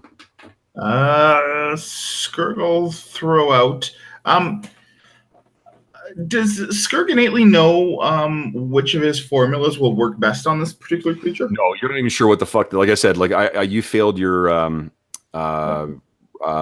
recall knowledge or recall lore stuff. Yeah. So you've got no idea what the fuck these things are. This is the most terrifying fucking thing you've ever seen. All right. Well, he's gonna go with Alchemist Fire then. Okay. And what do you? So the two of them are under the water. Like they effectively have cover. You could see them and try and target them, but they've got cover, so they have +2 to their AC. Yeah, it's not. No, he's gonna target the one that's actually on the dog. On old Jack, yeah, old Jack. I mean, honestly, wait, are we in the water too? Like, are we? No. You were sort of at the edge. You came across the edge and you saw that there wasn't really anywhere to go further, so you stopped and were talking to your allies, and that's when this one leech came up and thwunk, landed on the dog, and then that's when you realized, like, what the fuck, and the others are now moving towards you. They're probably about maybe about 25 yards away. So sorry, sir. What you're going to try and throw at the ones that are? Oh, the one that's on top of old Jack. Yeah. Okay. So yeah, go ahead and make your attack. It's within short range, so it's just a normal attack roll. Add your, I think it's what your level is +2, plus your strength is +5. Go ahead and make your attack roll. Righto. Okay. Okay. Unfortunately, that's not quite good enough. Unless, hold on. Do your bombs target touch AC? Does it say? Well, let's take a look. Alchemist Fire is a combination of several volatile liquids that ignite when exposed to air. Alchemist Fire deals 1d8 fire damage, 1 persistent fire damage, and 1 fire splash damage. Target can end this persistent damage by spending an interact action or by becoming submerged in water or otherwise entering an area deprived of air. Okay. Creature with the target can also end the persistent damage by spending an interact action. Okay, let me take a look at the... it'll be in the Alchemist section here. Let me take a quick peek. Alchemist bombs. Yeah, touch AC. Okay. I thought so. That means it's better for you because it's easier to hit. You're so close, but it narrowly just misses the thing. So what I'll say is it misses, but it does take the splash damage. So it explodes and it takes one point of fire damage. And this thing does not appear to be either resistant or particularly vulnerable to fire damage. Okay, so that was a interact action to draw it, a attack action or strike action to throw. You still have one more action if you want. Skrgl get into a defensive position. Okay, and then it is Barnox, and Barnox screams out, "Jack!" And someone make an attack roll for him, please. He gets +6 to hit.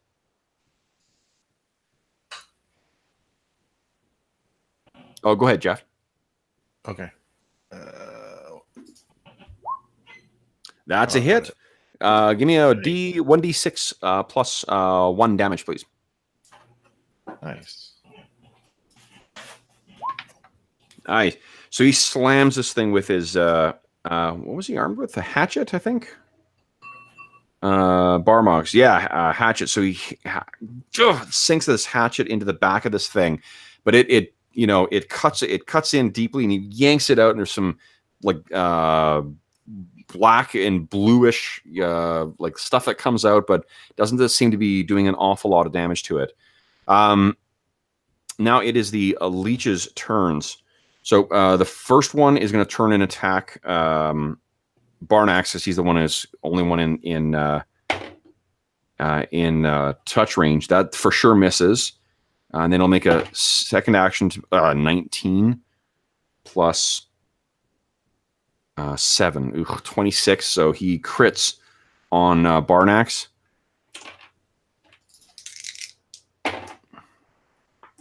It's 11. So this thing, it rears back, and you can see there's this disgusting gore-filled maw on it. And it just like lunges forward in one undulous motion, sinks itself in around the exposed neck of Barnax, and he falls down, and he sort of opens up to cry, and you can see his face is almost immediately begins losing its color, and his arms fall down limp at his side. God. Okay, then there are two other ones. They are going to close in. There are 3 targets left. Old Otto, and then you two. So 1, 2, and then 3. Oh, poor Otto. Oh, but they're both going for Otto. Jesus.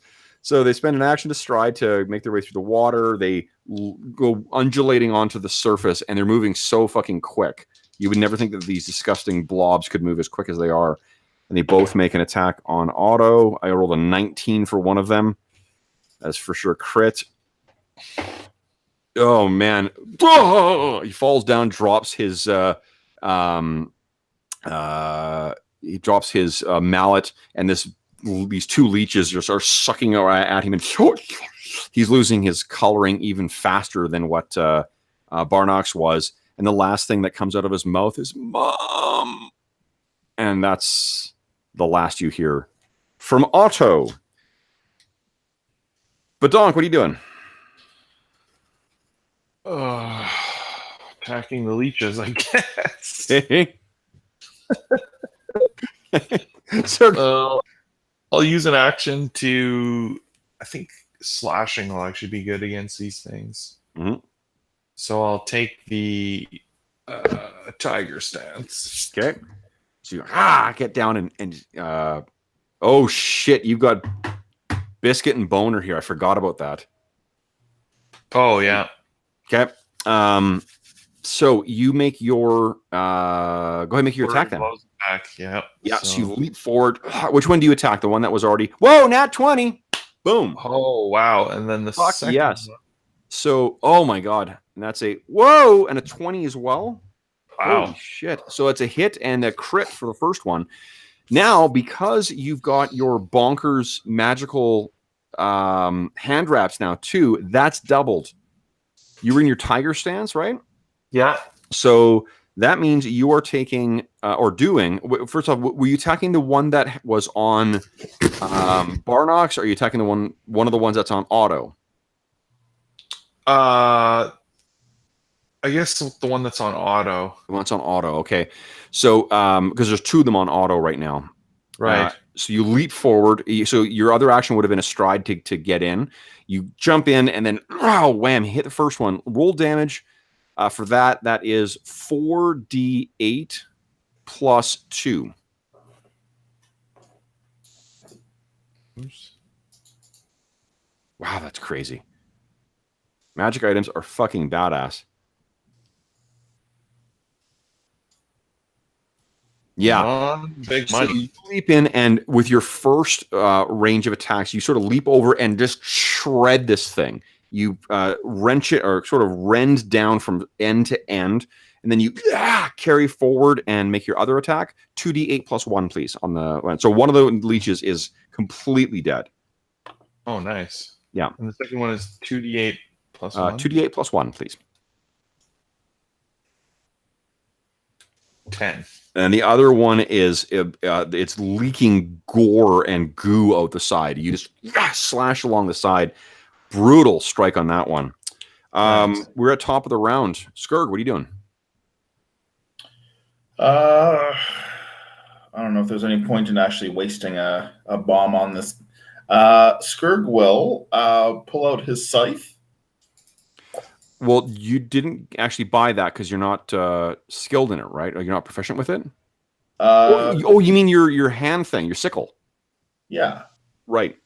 Right. Sorry, the sickle. Okay, yeah. Okay, I was gonna say not like the Grim Reaper. Yes, your sickle. So I'm sorry. Go ahead. Okay. And you're gonna try and slash this thing with it. Oh, you know what? Sorry, slashing. You're right. Actually, this thing is nearly destroyed. Like that first one, I'm going to say it's vulnerable because it's a leech. So you slash along. If your weapon does slashing damage as well, Dave, it'll do extra damage to these things. Okay.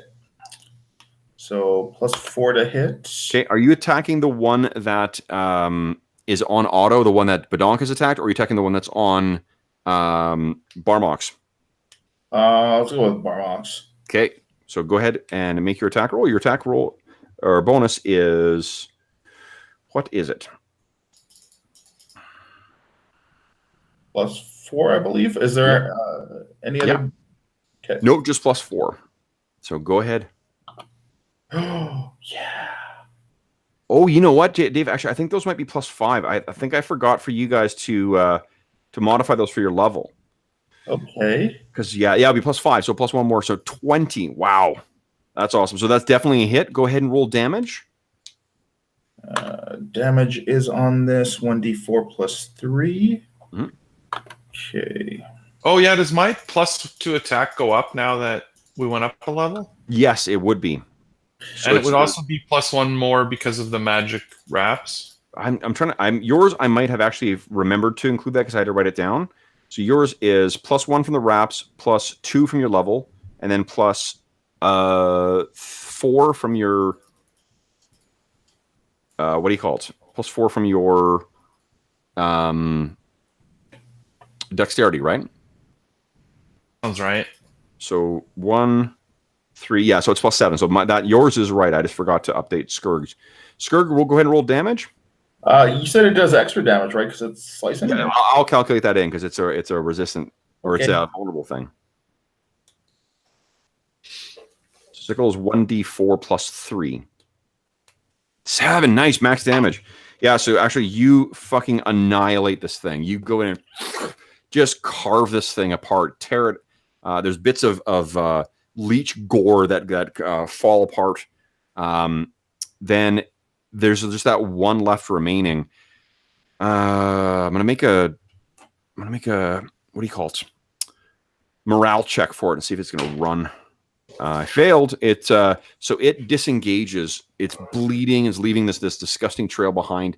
Disengages from Otto's body, leaving this disgusting sucker mark on it, and blood sort of draining out, a little bit of blood, and it just undulates towards the water, and then splashes in, and then dives down. So it's gone. It's going to flee away unless you want to follow it into the water. It's gone. You've driven it off. So, Oh, nice. Holy shit! So you're standing there. You look down. You don't need to make a medicine roll to know that they're all dead. Oh my god! Like once again, the monster surprised you, and I rolled crits on the first 2 attack. Can we check the leeches for treasure? The leeches are full of the blood of your now dead hirelings, but apart from actually, hold on. Let me be fair here. I'm just assuming if they've consumed others in the past, It's a totally legitimate question. You know what I'm gonna do is I'm gonna look up the giant leeches and see. They have no treasure. Of course they don't. Fuck. Sorry. You're looking around and you're trying to like track them. You know, you say like, do they? Maybe they where they killed them. And Badonk sort of because he did pretty well on his nature check. He's like they tend to lurk underwater. And you turn and you look at that brackish, blackened water, and are going through the thought of like to reach the lair, I'd have to go under. That water might have more leeches in it. Oh yeah, no, we're not going after them. That's for sure. All right, Badong, do we want to keep going with just the 2 of us? I guess so.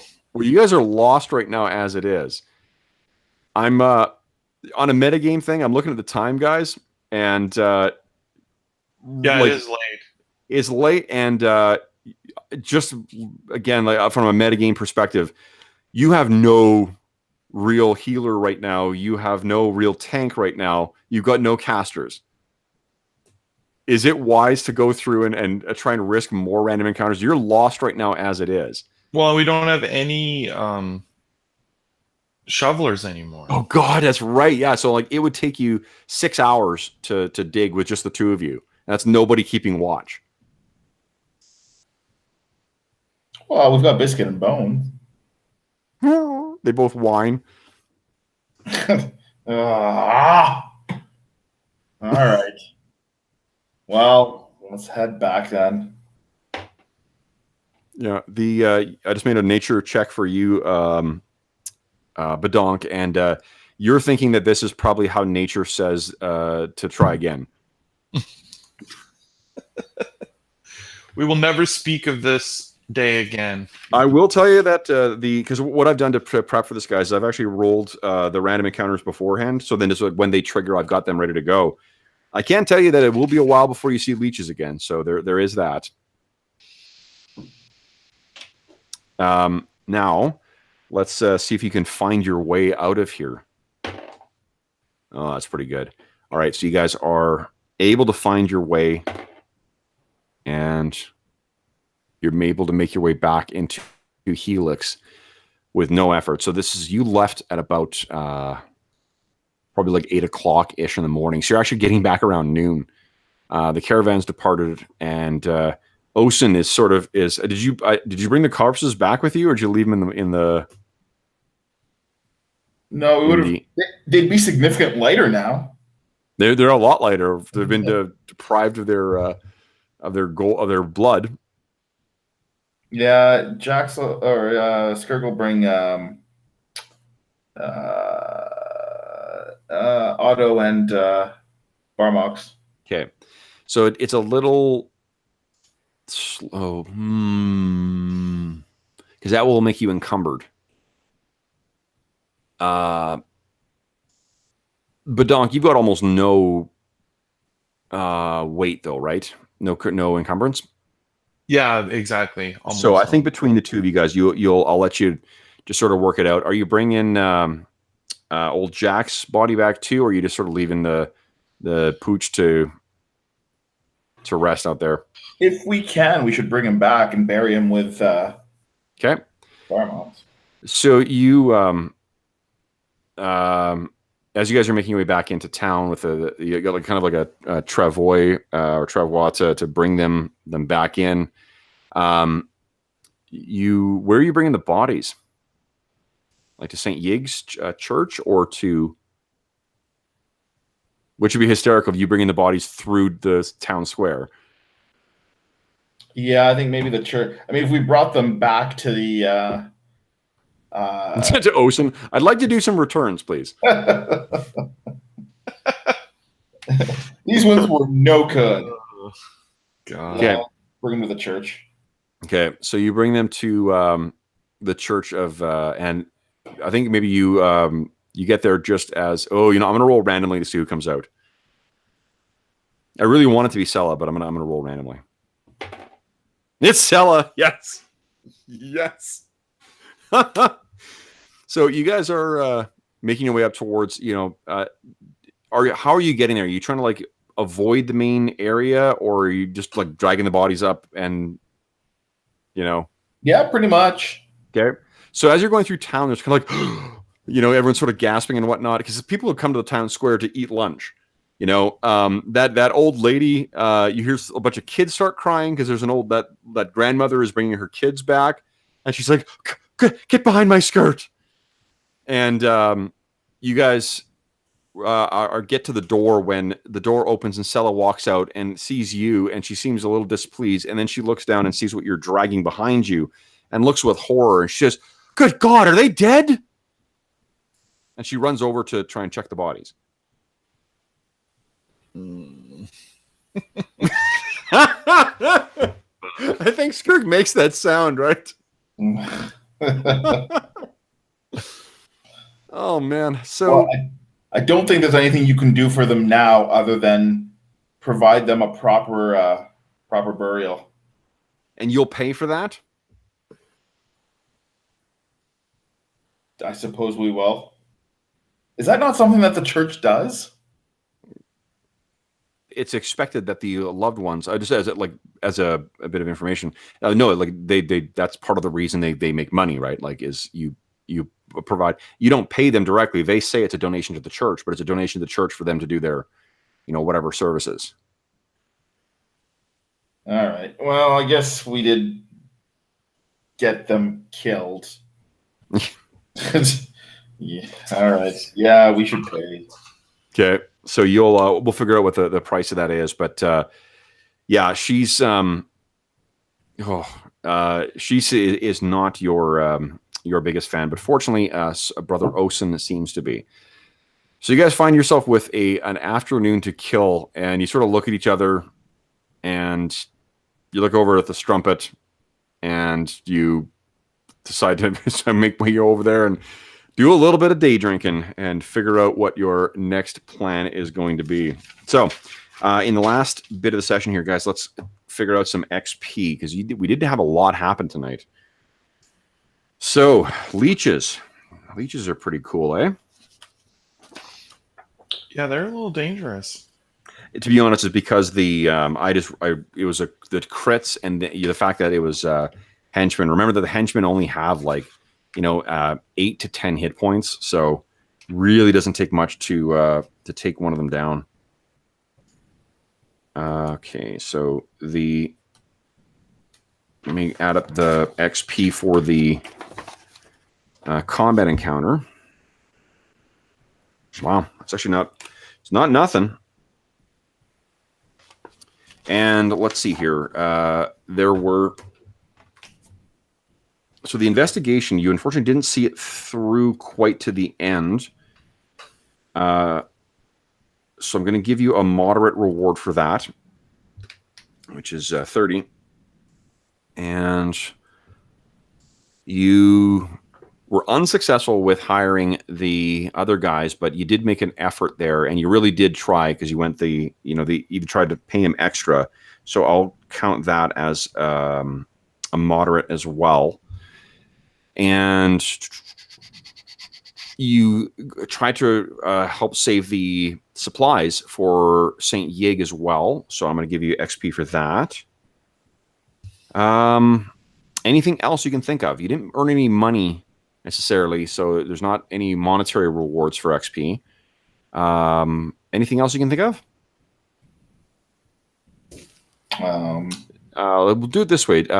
Dave, is there anything that Jeff did this session that he deserves XP for? And Jeff, is there anything that Dave did that he deserves XP for that I haven't mentioned?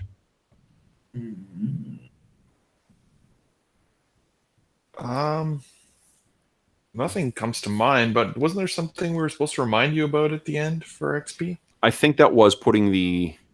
Oh, actually, I don't know. There was something you said. The deafness from the Thunderstones. yes, that's right. That's right. I'll give you 10 XP for that. That was great. Anything else, guys?